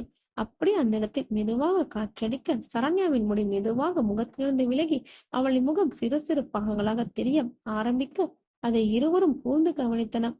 அப்போது என்னங்க என்ற சரண்யாவின் குரல் பின்னால் இருந்து கேட்க அதிர்ச்சியில் இருவரும் திரும்ப சரண்யா முகத்தில் இருந்த போரை விலக்கியபடி பார்க்கிறாள். அவர்கள் மறுபடியும் மேலே பார்த்தால் அந்த உருவத்தை காணவில்லை. என்னாச்சு? நீங்க எங்க மாமா இந்த நேரத்துல இங்க என கேட்க, இல்லம்மா என்று பதறியபடி சிந்தித்து என் ரூம்ல ஃபேன் ஓடல, அதான் தில்லைய கூப்பிட்டு சரி பண்ணலாமேன்னு. ஓ போ, டேய் ஒன்னும் பிரச்சனை இல்லை, நீ நாளைக்கே வந்து சரி பண்ணி கொடு, நான் கிளம்புறேன் என்றார் பாண்டியன். இல்ல இல்ல, ஃபேன் இல்லைன்னா உனக்கு தான் தூக்கமே வராதே, இப்பவே நான் வந்து ரெடி பண்றேன். சரண்யா நீ படுத்துக்கோமா, நான் போயிட்டு வரேன் என்றான் தில்லை. பாண்டியன அறை. என்னப்பா நடக்குது இந்த வீட்டுல? சரண்யாவை அப்படி பார்க்கும்போது ஒரு நிமிஷம் என் மூச்சே நின்று போச்சு என்றான் தில்லை. நான் புத்தகத்துல மட்டுமே படிச்ச விஷயங்கள் இப்ப என் கண்ணெதிரே என் வீட்டிலே நடக்குது. நிச்சயம் அது பயங்கரமான அமானுஷ்ய சக்தி தான். அப்பா, சரண்யாவை இதுல இருந்து எப்படி காப்பாத்துறது? நம்மளோட எல்லா கேள்விகளுக்கும் இங்க இருக்க புத்தகங்கள பதிலும் தீர்வும் இருக்கு. ஸ்டீவன் மார்க், ஆஸ்திரேலியாவை சேர்ந்த இவர் எழுதின போஸ்ட் அட்டாக் அப்படிங்கிற புத்தகத்தை தேடுவோம். அதுல நம்ம கேள்விக்கான பதில் இருக்கும். நேரம் இரவு 1:30. 2 பேரும் பரபரப்பாக மிகப்பெரிய அந்த ராக் முழுக்க அலசியாராய, அப்பா இதோ பாருங்க என்றான் தில்லை. பாண்டியன் அதை வாங்கி பார்த்துவிட்டு, இது பேய் இருக்கா இல்லையா அப்படிங்கிறத கண்டுபிடிக்கிற புக்கு. இங்க பேய் இருக்குன்னு தெரிஞ்சு போச்சு. இப்ப நமக்கு தேவையானது பார்ட் 2ல இருக்கும். அதுலதான் வந்த பேய் எப்படி விரட்டுறதுன்னு இருக்கும். மறுபடியும் தேடிக்கொண்டே ரொம்ப வருஷமா உங்ககிட்ட இது கேட்கணும்னு இருந்தேன். எதுக்காக இப்படி ஆயிரக்கணக்குல கோஸ்ட் சம்பந்தப்பட்ட புத்தகங்களை வாங்கி வீட்டுல அடுக்கி வச்சு படிக்கிறீங்க? அதுக்கு பாண்டியன் தில்லையை பார்த்து ஒரு இனம் புரியாத குதர்க்கம் கலந்த சிரிப்பு சிரித்துவிட்டு தேட ஆரம்பித்தார். சற்று நேரத்தில் பாண்டியன் ஒரு வழியாக அந்த புத்தகத்தை தேடி கண்டுபிடிக்கிறார். இப்போது இருவருக்கும் நடுவில் மேசை மேல் அந்த புத்தகம் உள்ளது. பாண்டியன் புத்தகத்தை எடுத்து முன் குறிப்பை வாசிக்க, அதில் இந்த புத்தகம் நீங்கள் வாசிக்கும் போது ஒருவேளை உங்க வீட்டில் அமானுஷ சக்தி இருந்தால் உங்க வீட்டில் உயிரிழப்பு நிகழும் வாய்ப்புள்ளது. ஆகவே இதை வீட்டிற்கு வெளியே நிலவின் வெளிச்சத்தில் மனதிற்குள்ளேயே படிக்கவும், படித்து முடித்துவிட்டு அதை செய்து பார்க்கவும் என்று எழுதியிருந்தது. உடனே அவர்கள் வீட்டின் மாடியில் நிலவு வெளிச்சத்தில் பாண்டியன் அதை படிக்க தொடங்கினான். மொட்டை மாடி முழு வெளிச்சத்தில் பாண்டியன் அந்த புத்தகத்தை மனதிற்குள்ளே வாசிக்க, தில்லை அதை பதற்றத்துடன் பார்க்க, முடிஞ்சதா? என்ன முழிக்கிறீங்க? நாளைக்கு நைட்டு நாம இதை செஞ்சு பார்க்க போறோம், எல்லாரும் ரெடியா இருங்க. இந்த முயற்சியில சரண்யாக்கு எதுவும் ஆகக்கூடாது என தில்லை கேட்க, அவளால நமக்கு எதுவும் ஆகக்கூடாது என பாண்டியன் சொன்னான். மறுநாள் காலை காவல் நிலையம். மணிமாறன் தில்லையின் எதிரே அமர்ந்து தில்லையின் முகத்தை ஒருவித யோசனை பார்த்து கொண்டிருந்தான். நீங்க தப்பா எடுத்துக்க மாட்டீங்கன்னு சொல்லுங்க, ஒரு விஷயம் சொல்றேன் என்றான் மணி. சொல்லுங்க. சரணி அப்பாவை நம்ம என்கவுண்டர் பண்ணதை மனசுல வச்சுட்டு அவங்க இப்படி எதுவும் டிராமா பண்றாங்களா? இன்னொன்னும் அதுக்கு வாய்ப்பே இல்லை சார். என் கண் எதிரே நானே பார்த்து பயந்தேன். நிச்சயம் சரண்யாக்குள்ள கெட்ட சக்தி இருக்கு. அப்போ தில்லைக்கு மொபைல் அழைப்பு வர, உள்ள வர்றதுக்கு இதுதான் சரியான டைம், வந்தீங்கன்னா கரெக்டா இருக்கும் என்றார் போலீஸ். சரி என்று அழைப்பை துண்டிக்க, எல்லாரும் வெப்பன்ஸ் ரெடியா வச்சுக்கோங்க, போற இடத்துல உயிர் கூட போகலாம் என்றான் தில்லை. அன்அபிஷியலா தான் உள்ள நுழைய போறோம். அனைவரும் தில்லையை பார்த்தபடி கண்ணசைவில் ரெடி என சைகை காட்ட, இடம் WC ட்ரஸ்ட் ஆபீஸ். அன்னைக்கு அஜய் சுனிதா இருவரையும் கடத்தி வந்த அதே இடம். கடற்கரைக்கு அருகே உள்ள அந்த இடத்தின் பின்பக்க வழியாக ஒருவர் பின் ஒருவராக சுவரின் பின்புறமா ஏறி குதித்தனர். தில்லை திட்டப்படி அனைவரையும் பிரிந்து செல்லும் சைகை காட்ட அனைவரும் ஒரு இடமாக கையில் துப்பாக்கி ஏந்தியபடி பிரிந்து சென்றனர். இதை அனைத்தும் அங்கிருக்கும் சிசிடிவி வழியாக ஒரு உருவம் கவனிக்க தொடங்கியது. தில்லையும் மணிமாறனும் இப்போது அந்த லேப் பகுதியின் கதவை நெருங்குகின்றன. உடைச்சாதான் சார் உள்ள போக முடியும் என மணிமாறன் சொல்லி முடிப்பதற்குள் தில்லை கதவின் லாக்கை சுட்டு உடைத்தான். அனைவரும் அனைத்து இடங்களையும் அலைசி ஆராய்ந்த பிறகு இங்கு சந்தேகப்படும்படி எதுவுமே இல்லை என்று சொல்கின்றனர். தில்லை அமரன் ஒன்று புரியாமல் குழப்பத்தில் சிந்திக்க, அப்போது சற்று உருவத்தில் பெரிய பிணந்தின்னி ஒன்று அந்த வழியை அவனை கடந்து செல்வதை உற்று கவனிக்கிறான். இப்போது என்று மூக்கை உரசுகிறான். சுற்றி இருக்கும் அனைவரும் இவர் என்ன செய்கிறார் என்று குழப்பத்தில் பார்க்க, சார் இங்க யாரும் இல்ல சார் என்றான் மணி. உயிரோட தான் இல்ல, ஆனா பாடி இங்கதான் எங்கேயோ இருக்கு, என்னால அதை நுகர முடியுது. தில்லையை அனைவரும் ஒருவித வியப்புடன் பார்த்தனர். அந்த உருவம் மறுபடியும் இவர்கள் பேசுவதை டிவியிலிருந்து கவனிக்க, திடீரென தில்லை இவன் பக்கம் பார்த்து துப்பாக்கி எடுத்து இவன் பக்கம் நீட்டுகிறான். தபால் என்ற ஷூட்டிங் சவுண்ட் கேட்க கேமரா உடைந்து சிதறி அந்த காணொளி இருட்டாகிறது. நேரம் இரவு 10 மணி. வீட்டில் தில்லை அமரன் அவன் அறையில் கட்டில் சாய்ந்தபடி படுத்திருக்க, அவன் நெஞ்சின் மீது சரண்யா தலை வைத்து படுத்திருந்தாள். தில்லை மெல்ல அவள் தலைமுடியை தடவி கொடுத்து கொண்டே சரண்யா என்று மெல்லிய குரலில் அழைத்தான். அவள் கண்களை மூடியபடியே சொல்லுங்க என்றாள். நான் உன் சொல்லுவேன், அதை நீ நம்புவியா? இதை கேட்ட சரண்யா பட்டனை எழுந்த அமர்ந்து தில்லையின் முகத்தை விருப்புடன் பார்த்து என்ன என கேட்டாள். தில்லைக்கு அவளை பார்த்தபடி இப்போது உடல் வெறுக்க ஆரம்பித்தது. என்னாச்சுங்க சொல்லு. அது எப்படின்னா, உனக்குள்ள யாரோ வந்திருக்காங்க சரண்யா. புரியல. ஒண்ணும் இல்ல. சரண்யாவின் கண்கள் கோபமாக மாறி இப்போது தில்லையை பார்த்து முறைக்க, தில்லை மெதுவாக எழுந்து வெளியே செல்ல முயற்சிக்கிறான். வாசலை பார்த்து நடக்கம். உங்க யாராலையும் என்ன ஒண்ணும் பண்ண முடியாது என்று ஆணும் பெண்ணும் கலந்த குரலில் ஒரு சப்தம். தில்லை திரும்பி பார்க்காமல் அந்த இடத்தில் அப்படியே நின்றாள். என்ன தொல்லை பண்ணாம இருந்தீங்கன்னா இவளை மட்டும் கூட்டிக்கிட்டு இந்த இடத்தை விட்டு போயிடுவேன். என்னை தடுக்க நினைச்சீங்கன்னா எல்லோரும் செத்திருவீங்க. இதை கேட்ட தில்லை மெதுவாக திரும்ப சரண்யா கண்களை மூடி உறங்கிக் கொண்டிருக்கிறாள். புத்தகாரி பாண்டியன் இன்னைக்கு ட்ரெஸ்ல என்ன நடந்ததோ அது போலீஸ் சீக்ரெட் ரகசியமா வச்சிருக்கோம். முட்டாள், என்கிட்ட சொல்லாம அப்படி என்ன ரகசியம்? இப்ப எதுக்கு இவ்வளவு கோவப்படுறீங்க? இந்த குடும்பத்தை காப்பாத்த நான் எவ்வளவு போராடிட்டு இருக்கேன். நீ என்னடானா என்கிட்டயே பொறுப்பு இல்லாம மறைக்க பாக்குற. அதெல்லாம் தெரிஞ்சாதானடா நம்ம சரண்யா காப்பாத்த முடியும். சாரிப்பா, தப்பா நினைச்சுக்காதீங்க. அங்க நடந்ததுக்கும் சரண்யாவுக்கும் எந்த சம்மந்தம் இல்லை. இது வேற ஒண்ணு. சரிடா, அதை என்கிட்ட ஷேர் பண்ணல. என்ன பிரச்சனை உனக்கு? நான் எல்லார்கிட்டையும் சொல்லிட்டு இருக்க போறேனா? 2 நாள் வெயிட் பண்ணுங்க, நானே சொல்றேன் என தில்லை அங்கிருந்து எழுந்து நடக்கிறான். பாண்டியன் அவனை கோபத்துடன் பார்த்தபடி அமர்ந்திருக்கிறார். நேரம் 11:30. வீட்டின் மைய பகுதி. சுதந்திரன் அடுக்கி வைத்திருக்கும் செங்கல் கற்களை எடுத்து யாகம் கொண்ட போல் அமைத்து விறகுகள் அதில் போட்டு பெட்ரோல் ஊற்றுகிறான். கையில் ஒரு பையுடன் அறைக்குள் நுழைந்த கண்ணன் அந்த பையிலிருக்கும் சேவலை வெளியே எடுத்து காட்டுகிறான். நான் வாங்கிட்டு வர சொன்ன பொருள் எல்லாத்தையும் வாங்கிட்டு வந்துட்டியா என்றான் பாண்டியன். தில்லையும் என யாக குண்டத்தில் அறையில் ஆட்டு ரத்தம் உட்பட அனைத்தையும் எடுத்து வைக்கிறான். போய் வீட்டுல இருக்க பொம்பளைங்க குழந்தைங்க எல்லாரையும் கூட்டிட்டு வா என்றான் பாண்டியன். கண்ணன் தயங்கியபடி குழந்தைங்களை எதுக்கு என கேட்க, யாரையும் தனியா விடக்கூடாது, எல்லாரும் ஒன்னாதான் இருக்கணும், தனியா இருந்தா உயிருக்கு ஆபத்து என்றான் பாண்டியன். கண்ணனும் சரியென கிளம்ப மணி 11:45. யாக குண்டத்தை சுற்றி 10 அடி தள்ளி குடும்பத்தில் உள்ள அனைவரும் தங்கள் குழந்தைகளை அணைத்தபடி அமர்ந்திருந்தனர். பாண்டியன் இப்போது அனைவரையும் பார்த்தபடி பேச ஆரம்பித்தான்.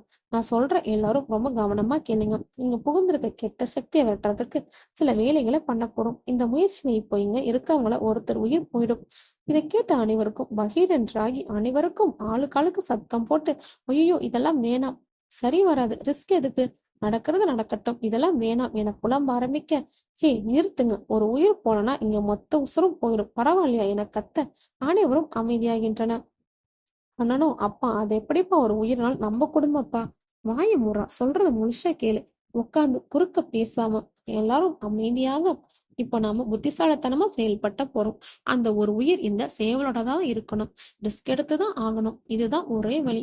எல்லாரும் என தலையசைக்க குழந்தைகள் முகத்தில் மரண பயம் தென்பட்டது. 12 மணிக்கு சுத்தி கதவெல்லாம் அடைச்சு லைட் ஆஃப் பண்ணிடுவேன். யாரும் உட்கார்ந்து இடத்த விட்டு ஒரு அடி கூட நகரக்கூடாது. குறிப்பா குழந்தைங்க அந்த கொடூர பேய பார்த்து பயப்படும் போது அவங்க எந்திரிச்சோட நினைப்பாங்க. கெட்டியா புடிச்சுக்கோங்க. முடிஞ்ச அளவு குழந்தைங்க யாரும் கண்ணை திறக்க வேணாம். இதெல்லாம் சரண்யா இருக்கும் அரைக்கதவை அடிக்கடி பார்த்தபடியே பேசினார். சில நொடிகள் அமைதிக்கு பிறகு தில்லை போய் சரண்யாவை கூப்பிட்டு வா என பாண்டியன் சொல்ல தில்லை மெதுவாக எழுந்து அரைக்கதவை மெல்ல திறந்தான். பக்கென ஆகிவிடுகிறான். அங்கே ஒரு ஆணின் உருவம் அவனை ஒட்டி அந்த பக்கம் திரும்பியவாறு நிற்கிறது. கண்களை கசக்கி பார்த்தவன் அந்த உருவம் சரண்யாவாக தெரிகிறது. அதிர்ச்சியின் தில்லைக்கு பேச்சு வராமல் போக சரண்யா சிரித்த முகத்துடன் மெதுவாக தில்லையின் கையால் ஓங்கிவிட்டு யாக குண்டத்தின் அருகே வந்து சிரித்தபடி அமர்கிறாள். சுற்றி அனைவரும் அமர்ந்திருக்க பாண்டியனும் சரண்யாவும் எதிரெதிரே அமர்ந்திருக்க நடுவில் யாக குண்டம் உள்ளது. நேரம் இரவு 12 மணி. திடீரென்று மொத்த இடமும் இருட்டாக மாறுகிறது. பக்கென யாக குண்டத்தின் நெருப்பு பற்றி எரிய சுற்றி அதன் வெளிச்சம் பரவுகிறது. சரண்யா மிகவும் சாதாரணமாக சிரித்தபடி அமர்ந்திருக்கிறாள். இப்போது சரண்யாவின் பார்வை நீலு பாப்பாவிடம் செல்கிறது. நீலுவை பார்த்து சரண்யா கொஞ்சுவது போல வா என கை காட்டி சிரிக்க நீலு பயத்தில் அம்மாவின் செயலில் முகத்தை புதைக்கிறாள். என்ன வேணும் உனக்கு என பாண்டியன் கேட்க, ஹஹஹ உனக்குதான் தெரியுமே எனக்கு என்ன வேணும்னு என சரண்யா ஆண் குரலில் பேச பாண்டியன் தில்லையை திரும்பி பார்க்க கூடவே சரண்யாவும் தில்லையை பார்த்து முறைக்க அந்த பக்கம் அமர்ந்திருக்கும் சுசி வேகமாக எழுந்து வந்து சட்டியை தூக்கி சட்டியில் இருக்கும் ஆட்ட ரத்தம் மொத்தத்தையும் அப்படியே சரண்யா மேல் கொட்டிக்கிறான். சரண்யா ரத்த முகத்துடன் சுசியை கண்ணை பார்க்க அவன் பறந்து சென்று மேல் சுவற்றில் மோதி கீழே விழுகிறான். தலையில் ரத்தம் வழிகிறது. நளினி என்னங்க என பதறி கத்த பாண்டியன் நளினியை பார்த்து வாய்மேல் கை வைத்து அவளை அமைதியாக இருக்க சொல்லி சைகை காட்டுகிறான். ஹஹஹா என சரண்யா கத்த அவள் முகம் கொடூரமாக மாறுகிறது. தில்லை அந்த உயிருடன் இருக்கும் சேவலை எடுத்து சரண்யா மேல் தூக்கி போட சரண்யா அப்படியே அதை வாயில் கவி பிடிக்கிறாள். அப்போது பாண்டியன் அருகில் உள்ள புத்தகங்களை திறந்து மந்திர வரிகளை படிக்க ஆரம்பிக்கிறான். சரணா அப்படியே அந்த சேவலை உயிருடன் கடித்து ரத்தம் வலிய கொடூரமாக தின்கிறாள். அந்த வரிகளை படிக்க படிக்க சரண்யா மெல்ல மெல்ல மயக்க நிலைக்கு செல்கிறாள். அடிபட்டு கீழே விழுந்த சுசீந்திரனை கண்ணன் ஹாஸ்பிட்டல் தூக்கி செல்ல அனைவரும் அவரவர் அறைக்கு விரைந்து செல்கின்றனர். மயக்க நிலையில் இருக்கும் சரண்யா முன்பு இப்போது திண்ணையும் பாண்டியனும் நிற்கின்றன. அது போயிடுச்சா? இல்ல, ஏன் என்னாச்சு? அவளை உள்ள படுக்க வச்சுட்டு நீ வேற ரூம்ல படுத்துக்கோ. இனி நீ அவ கூட ஒன்னா இருக்க முடியாது. அவளை மறந்துரு. ஏன் இப்படி சொல்றீங்க? பாண்டியன் இப்போது தில்லை ஒரு விதமா பதற்றமான முகத்துடன் பார்த்து அருகே சென்று அவனை கட்டி தழுவி அன்பால் அணைக்கிறான். அவர் கண்கள் கலங்க ஆரம்பிக்கிறது. இவர் திடீரென ஏன் இப்படி செய்கிறார் என்று தில்லைக்கு ஒன்றும் புரியவில்லை. என்னாச்சுப்பா உங்களுக்கு? ஏன் இப்படி பண்றீங்க? சாரிடா, என்கிட்ட வேற எதையும் கேட்காத என நடந்து வாடிய முகத்துடன் அவர் புத்தக அறைக்கு நடக்க தில்லை எதுவும் புரியாமல் விழிப்பிறங்கி நிற்கிறான். இப்போது சற்று திரும்பிய பாண்டியன் தில்லையை பார்த்து, உன்னோட எல்லா கேள்விக்கும் உங்க அம்மா பதில் சொல்லுவாங்க. நேரம் இரவு 3 மணி. தூக்கமில்லாமல் சிந்தித்து தனி அறையில் படுத்துக் கொண்டிருக்கும் தில்லை அமரனுக்கு இப்போது ஒரு அலர்ட் மெசேஜ் வருகிறது. அதை பார்த்துவிட்டு தில்லை இப்போது மெதுவாக எழுந்து புத்தக அறையில் ஜன்னல் வழியும் மறைந்திருந்த பாண்டியனை கவனிக்க தொடங்குகிறான். மொபைலில் யாருனோடு பேசிக் கொண்டிருக்கும் பாண்டியன் இப்போது அழைப்பை துண்டிக்கிறார். பாண்டியன் இப்போது இறந்த அவன் மனைவியின் புகைப்படத்தின் முன்பு போய் நிற்கிறான். புகைப்படத்தை பார்த்தபடி அவர் கண்களில் கண்ணீர் வழியும் இப்போது அருகில் இருக்கும் துப்பாக்கி எடுத்து அவர் தலையில் குறி வைக்கிறார். அப்பா, என்ன செய்றீங்க என கத்திக்கொண்டு அறையின் உள்ளே நுழைய ஓடி வரும் தன் மகனை பார்த்தவுடன் ட்ரிகரை அழுத்த பாண்டியன் தில்லையின் கண் முன்னே மண்டை வெடித்து சிதறி இறைக்கிறார். அப்பா என அவர் அருகில் நெருங்கி பின்னணியில் சோகமான இசை ஒலிக்க கடந்த கால நினைவுகளும் நிகழ்கால சோகமும் மாறி தில்லையின் மனதில் வந்து போகிறது. 2 நாட்களுக்கு பிறகு பாண்டியனின் அறையில் அவர் புகைப்படம் மாலையிடப்பட்டு அவர் மனைவியின் புகைப்படம் அறிய வைக்கப்பட்டுள்ளது. அதை பார்த்தபடியே தில்லை போலீஸ் சட்டை அணுகிறான். இந்தாப்பா சாப்பாடு. 2 நாளா சரண்யா உள்ள இருந்து வெளியே வரவும் இல்ல, யாரும் என்னையும் போய் பார்க்கல. இந்த சாப்பாட்டாச்சும் கொடுப்பா என அவ அண்ணி கொடுக்க தில்லை ஜன்னல் வழியே சரண்யாவின் நிலையை பார்க்கிறான். அவள் தூங்கியபடியே படுத்திருக்கிறாள். வேண்டா அண்ணி, அவளே வெளியே வந்து ஏதாவது கேட்டா மட்டும் கொடுங்க. எந்த நேரம் ஜாக்கிரதையா இருங்க என்று சொல்லிவிட்டு தில்லை காவல் நிலையம் கிளம்புகிறான். தில்லை இப்போது ஸ்டேஷனில் அவன் அறையில் தனிமையில் அமர்ந்து கொண்டு ஆழமாக சிந்திக்கிறான். கடந்த கால காட்சிகள் அவன் மனதில் வந்து போகிறது. அன்று காவலருடைய அஜய் சுனிதா கடத்திய இருவரும் கட்டி தொங்க விடப்பட்ட நிலையில் இருக்கும்போது, சார் எல்லா டீலிங்கும் மொபைல்ல தான் சார், அவங்கள பத்தி எனக்கு ஒண்ணுமே தெரியாது என்ற வார்த்தையை கேட்ட தில்லை மணியிடம் 2 பேர் பயன்படுத்திய போன் நம்பர்கள் முழு கால் ஹிஸ்டரி விவரங்களை சேகரிக்க சொல்கிறான். அதில் அவர்கள் பாண்டியனுடன் தொடர்பில் இருந்ததை பார்த்து தில்லை அதிர்ச்சி அடைகிறான். உடனே பாண்டியன் நம்பரில் இருந்து யாருக்கு பேசினாலும் தன் மொபைல் மெசேஜ் வருவது போன்று அலர்ட் செட்டிங் செய்து கொள்கிறான்.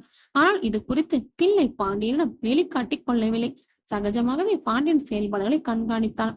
அன்று புத்தகத்தை தேடும்போது தில்லை பாண்டியன், நீங்க ஏன் இவ்வளவு அமானுஷ்ய புத்தகங்களை வாங்கி வைத்து எப்பொழுதும் இதை பற்றி ஆராய்ச்சி செய்க என்று கேள்வி கேட்க, அதற்கு பாண்டியன் பதில் சொல்லாமல் உதர்க்கமாக சிரித்து கடக்க தில்லையின் சத்தியம் மேலும் அதிகரித்தது.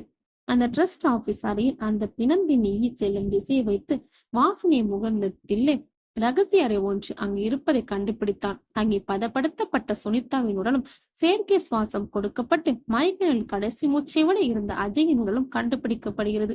அவரின் கண்கள் அகற்றப்படாமல் அப்படியே இருந்ததை பார்த்த தில்லைக்கும் மேலும் ஒரு அதிர்ச்சி. கடந்தப்பட்ட இரு இளைஞரின் கண்கள் தான் சரண்யாவுக்கு பொருத்தப்பட்டுள்ளது என்பதுதான் இதுவரை தில்லை கணித்து வைத்திருந்த கணிப்பு. அது உடைந்தது அடுத்து.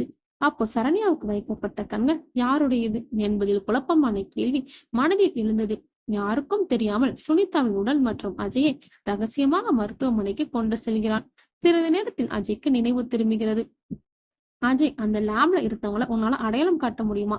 ஒருத்தனை தவிர சுத்தி இருக்க எல்லாரும் மாஸ்க் போட்டிருந்தாங்க சரி என சொல்ல, இப்போது தில்லை பாண்டியன் புகைப்படத்தை காட்டி அந்த ஒருவர் இவரா பாரு என்று கேட்டான். அதற்கு அஜய் இல்லை என்று சொன்னவுடன் தில்லை சிந்திக்க ஆரம்பிக்கிறான். சட்டென மொபைல் எடுத்து அது பாண்டியன் பேசும் வாய்ஸ் ரெக்கார்ட் அவனுக்கு போட்டு காட்ட, சார் இது அவங்க மாஸ்க் போட்டு எங்களை கொடுமைப்படுத்தின ஒருத்தரோட வாய்ஸ். நல்லா தெரியுமா? இந்த 4 மாசத்துல நான் கடைசியா கேட்ட வாய்ஸ் அதுதான் சார், என்னால மறக்க முடியாது. பின்னர் அன்று இரவு பாண்டியன் என்ன நடந்தது என்று கேட்ட கேள்விக்கு அதெல்லாம் ரகசியம் என சொன்னவுடன் பாண்டியனுடன் கோவப்பட்டதை பார்த்து பாண்டியன் நான் இதை செய்திருக்க வேண்டும் என்று 100% உறுதிப்படுத்திக் கொண்டான். சரண்யாவுக்கு செய்ய வேண்டிய சடங்கு முறைகளை செய்துவிட்டு மறுநாள் இது பற்றி அவரிடம் பேசிக்கொள்ளலாம் என்று நினைத்திருக்கும் போதுதான் பாண்டியன் தற்கொலை செய்து கொள்கிறான். அப்பா ஏன் அவங்க 2 பேரும் கடத்த ஹெல்ப் பண்ணணும்? சரண்யாவுக்கு பொருத்தப்பட்ட கண்கள் யாரோடது? அவரையும் தற்கொலை பண்ணிக்கணும்?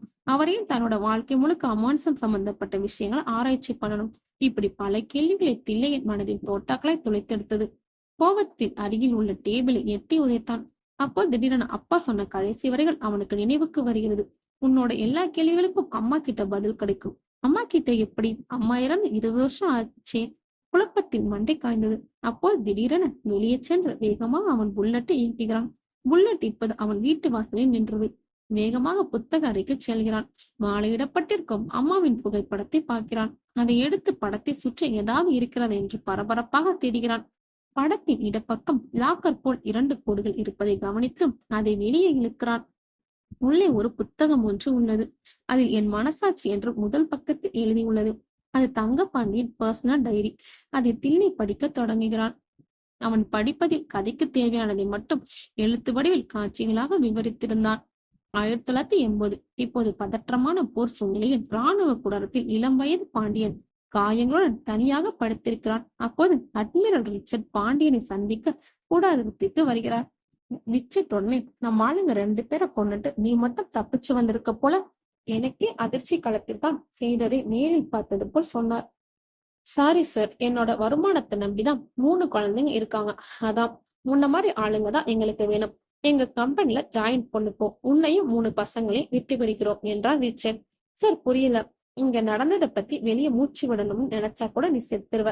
அவர் பேசிவிட்டு போனதன் அர்த்தம் எனக்கு அப்போது புரியவில்லை. அவர் பேசிவிட்டு அடுத்த சில நாட்களில் நான் செய்யாத சாதனைகள் அனைத்தையும் நான் செய்ததாக கூறி இராணுவத்தில் எனக்கு மிகப்பெரிய பொறுப்புகளும் விருதுகளும் கொடுக்கப்பட்டது. போக போகத்தான் எனக்கு அதெல்லாம் அந்த கம்பெனி செய்யத வேலைகள் என்று புரிந்தது. பல்வேறு நாடுகளில் ரகசியமாக வருடம் ஒரு முறை கம்பெனி மீட்டிங் நடக்கும். அந்த கம்பெனிக்காக வேலை பார்க்கும் அனைவரும் அதில் கலந்து கொள்வார்கள். உலகத்தை அவர்களுடைய கட்டுப்பாட்டில் கொண்டு வருவதுதான் இந்த கம்பெனியின் நோக்கம். உலகம் அவர்கள் கட்டுப்பாட்டில் வர வேண்டும் என்றால் சாத்தான்களை உயிர்த்தெழ வைக்க வேண்டும் என்ற நம்பிக்கையில் அவர்கள் 2000 ஆண்டுகளாக தீவிரமாக இருந்தனர். சாத்தானான மனித உடலில் வர வைக்க வேண்டும். அதன்படி உலகம் முழுவதும் இருக்கும் தனது கம்பெனி மூலமாக அங்கிருக்கும் வாழ்வியல் சூழலுக்கு ஏற்ப மனிதர்களை கடத்தி வைத்து சித்திரவதை செய்து அதில் தீய சக்தியை எழுப்ப முயற்சி செய்வார்கள். அதன்படி இங்கே இருக்கும் ட்ரஸ்ட் மூலமாக சிலரை கடத்துவதற்கு நான் உதவி செய்வேன். அவர்கள் சொல்லும் வேலைக்கு மறுப்பு தெரிவித்தாலோ அல்லது அவர்களை காட்டிக் கொடுக்க நினைத்தாலோ உடனே அவர்கள் நம்மை கொன்று விடுவார்கள். அனைத்து துறைகளின் முக்கிய பொறுப்புகளை அவர்கள் ஆட்கள் உள்ளனர். அவர்களை மீறி நம்மால் எதுவுமே செய்ய முடியாது. அந்த கம்பெனியில் யாரெல்லாம் வேலை செய்கிறார்கள், யார் அதை உயர் அதிகாரி, யார் அதை இயக்குகிறாள் என்ற ரகசியங்கள் யாருக்குமே தெரியாது. கம்பெனி முத்திரையுடன் எங்களுக்கு கட்டளை வரும். அதை நாங்கள் கேள்வி கேட்காமல் நிறைவேற்றுவோம். மீறுபவர்கள் குடும்பத்துடன் கொல்லப்படுவார்கள். 2000 ஆண்டுகளாக அவர் தேடிய அந்த கருப்பு கல் 2020 பாலஸ்தீனத்தில் அவர்களுக்கு கிடைத்தது. அந்த கல் இறந்த உலகத்தில் உள்ள ஆன்மாக்களை மனித உடலில் புகுத்த வழி செய்யும். அதை வைத்து சாத்தான்கள் எழுப்பிவிடலாம் என்ற நம்பிக்கை அவர்களுக்கு கூடியது. இப்பொழுது கம்பெனி தலைமையில் இருப்பவர்கள் அனைத்து ட்ரஸ்டுகளையும் ஒரு முக்கிய அறிவிப்பு வெளியிடார்கள். இதை படித்துக் கொண்டிருக்கும் போது டமால் டமால் என்று துப்பாக்கி சுடும் சப்தம். தில்லை உடனே வெளியே வர தில்லை தோள்பட்டில் குண்டு பாய எகிரி சென்று விழுகிறான். முகத்தில் மாஸ்க் அணிந்து 4 பேர் சரண்யாவை தூக்கி செல்கின்றனர். தோள்பட்டையில் சொட்டவுடன் கீழே விழுந்த தில்லை மறுபடியும் எழுந்து சென்று அவர்களை தடுக்க முயல அவர்கள் மறுபடியும் சுட ரத்தம் தெரித்து கீழே விழுந்து நகர முடியாமல் மயக்கத்தில் தில்லையின் கண்கள் மெதுவாக மூடி அந்த இடம் இருளில் மூழ்கியது.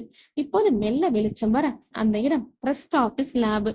அஜயின் உடலில் ஒரு ஊசி செலுத்தப்படுகிறது. அதை செலுத்தியவுடன் அவன் கை கால்கள் செயலிழந்து கண்களை திறந்தபடி கீழே சரிகிறான். அவனுக்கு செயற்கை சுவாசம் கொடுக்கப்பட்டு அறையில் வைத்து பூட்டப்படுகிறான். சிசிடிவி வழியாக இருட்டறையில் அமர்ந்து கொண்டு அனைத்தையும் கவனிக்கும் அந்த உருவம் ஒரு அழகிய 30 வயதுடைய பெண். அந்த பெண் இப்போது போனை கையில் எடுத்தும் பாண்டியனை கூப்பிட்டுவாங்க என சொல்லி அழைப்பை துண்டிக்க இப்போது திருநெறி செல்வன் மற்றும் பாண்டியன் மேலும் ஒரு டாக்டர் மூவரும் எதிரே அந்த பெண்ணின் முன்பு நிற்கின்றனர். அவள் பெயர் ஜெனி. கம்பெனி தலைமைக்கு நம்ம ஒர்க்ல திருப்தி இல்ல, நம்ம ஆபீஸுக்கு அனுப்புற பண்டு நோ யூஸ்ன்னு ரிப்போர்ட் வந்திருக்கு. நம்ம ட்ரஸ்ட் ஆபீஸ க்ளோஸ் பண்ண சொல்றாங்க. ஏன் அவங்களுக்கு நம்ம மேல நம்பிக்கை இல்லாம போச்சு? இது வரைக்கும் அவங்களுக்காக எவ்வளவு பண்ணிருப்போம்.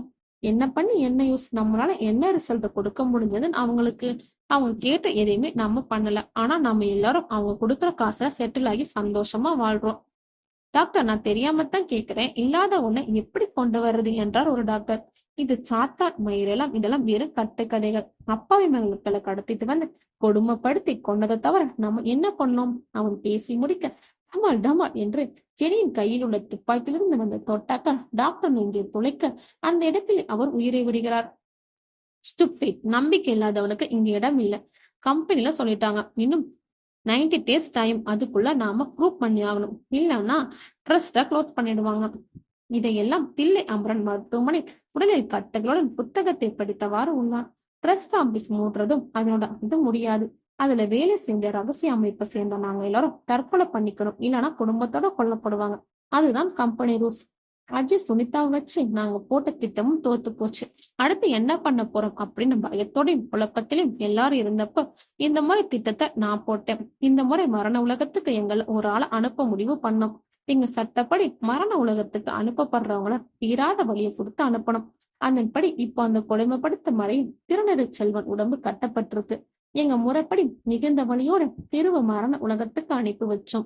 திரு இறந்த அடுத்த சில நிமிடங்களில் அவன் 2 கண்களையும் எடுத்து என்னோட திட்டப்படி எனக்கு பிடிக்காத என் இளைய மருமகள் சரண்யாவுக்கு பொருத்தணும். அவளுக்கு கண் மாற்ற அறுவை சிகிச்சை செஞ்ச டாக்டர் கூட எங்க ஆளுதான். நான் எதிர்பார்த்தபடி சரண்யா கண்ணோட வீட்டுக்குள்ள நுழைஞ்ச உடனே வீட்டை நிறைய மாற்றம் நடந்தது. சரண்யா உடம்புல திரு ஆன்மா வந்ததுக்கான அறிகுறிகள் தெரிஞ்சது. பிரச்சனை என்னன்னா, முருகமாக இருக்க அந்த ஆன்மா என்னோட குடும்பத்தையே அழிக்க நினைச்சது. இன்னைக்கு நடந்த அந்த சடங்கு சரண்யாக்குள்ள அந்த ஆன்மா விரட்டத்துக்காக நான் பண்ணல. சரண்யாவை நிரந்தரமா அவ உடம்புலே தூங்க வைக்கிறதுக்காக சடங்குதான் அது.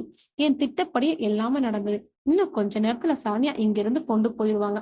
அவங்க திட்டப்படி இனி எல்லாமே வெற்றிகரமாக நடக்கும். ஆனா எனக்கு தான் என் பையனுக்கு பண்ண துரோகத்துக்கு மனசு உறுத்திக்கிட்டே இருக்கும். நான் இதை பண்ணலன்னா கண்டிப்பா பிஞ்சு குழந்தை கூட பார்க்காம என் மொத்த குடும்பத்தையும் கொண்டுடுவாங்க. இல்லை அமரன், உன்னால என்ன மன்னிக்க முடியாது. எனக்கான தண்டனை நானே கொடுத்துக்கிறேன். சரண்யா உனக்கு இனி கிடைக்க மாட்டா. ஆனா உன் மனைவிக்காக நீ சாகும்னு நினைச்சா இந்த இடத்துக்கு போ. அந்த இடத்தை பற்றிய பின் குறிப்பு உள்ளது.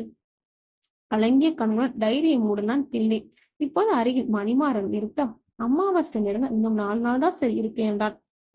ட்ரை பண்ணலாம் சார், இது என் பிரச்சனை, நானே பாத்துக்கிறேன் என்றான் தில்லை.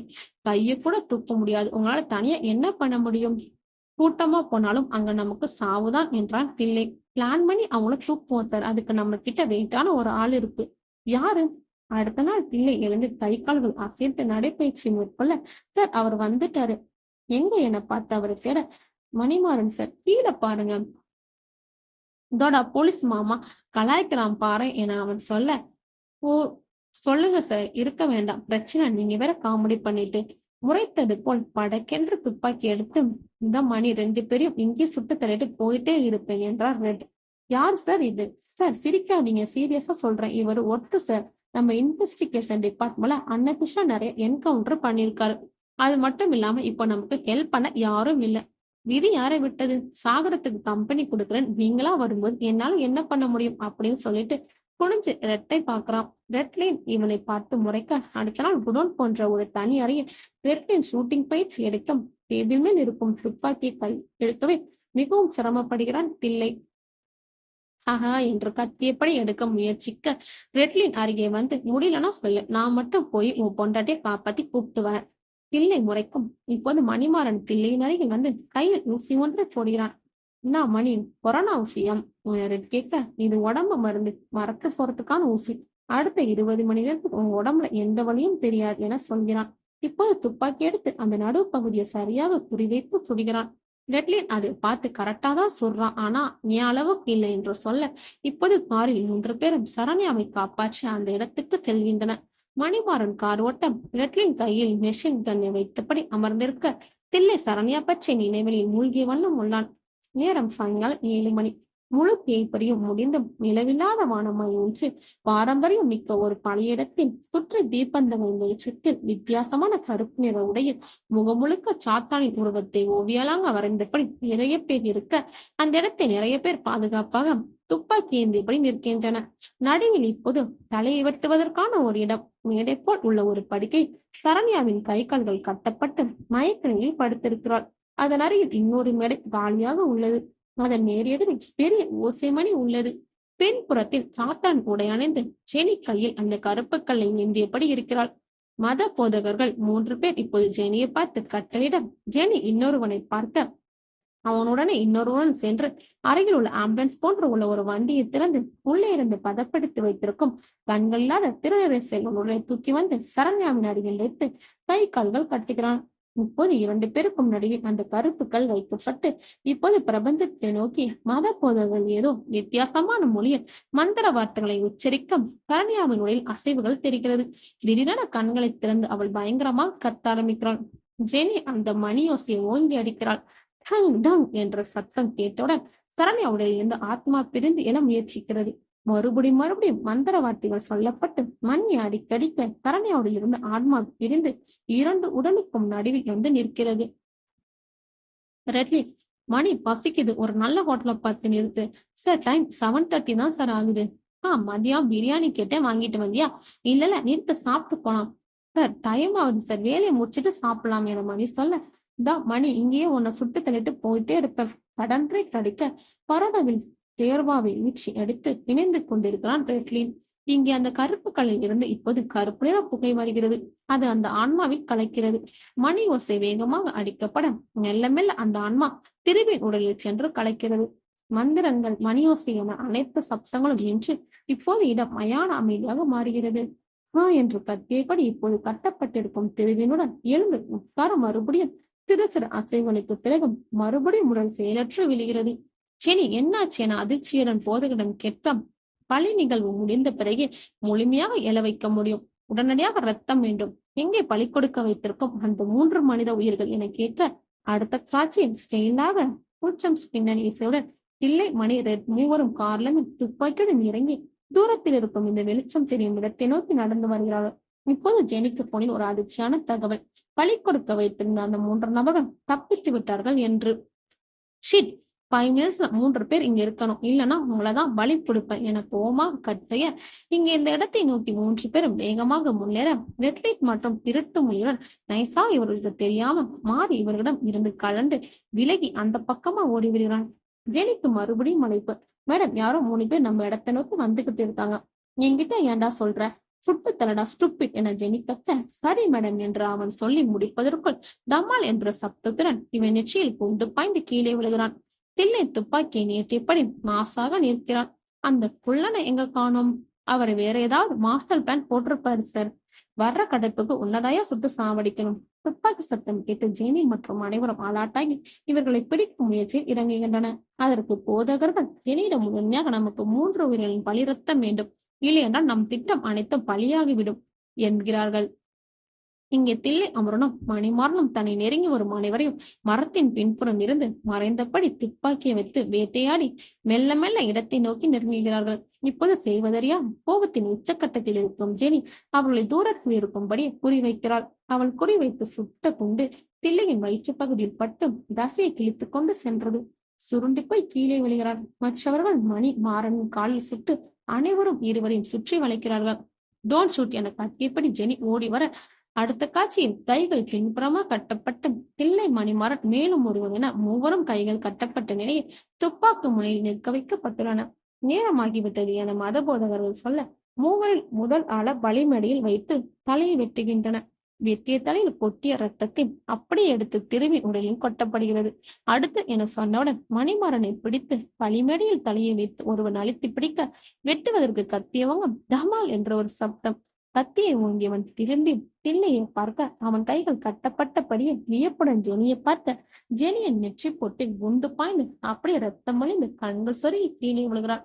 யாரா சுட்டா என அனைவரும் சத்தம் வந்த திசையை நோக்கி எல்லாரும் திரும்பி பார்க்க, ரெட்டின் கையில் மெஷின் கன்னை வைத்துக் கொண்டு கோபமாக நிற்கிறான். தான் நான் சொன்னல சார் மாசுன்னு. ரெட்லின் இப்போது அந்த இடத்தை சராமரியாக சுட ஆரம்பித்தான்.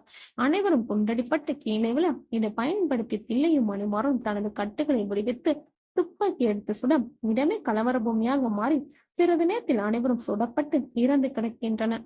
இடமே புகைமூட்டமாக உள்ளது. புகை மெதுவாக விலக தில்லை மயக்கலில் இருக்கும் சரண்யாவின் கட்டுகளை விடுவிக்கிறான். அப்போது இன்னொரு பக்கம் உள்ள கட்டப்பட்டிருக்கும் திருவினுடன் அசைவன் பயங்கர சப்தம் எழுப்பி கத்துகிறது. தில்லை அதை பார்த்து சராமரியாக குடிகிறான். சுட்ட பிறகும் எந்த மாற்றமும் இல்லை. அதே அசைவுடன் உள்ளது. இப்போது மணிமாறனும் தில்லையும் ஒருவர் முகத்தை மற்றவர் பார்த்து யோசிக்க, அடுத்த காட்சியில் அந்த உடலை தோண்டி பேர்த்துவிட்டு மூடுகின்றன.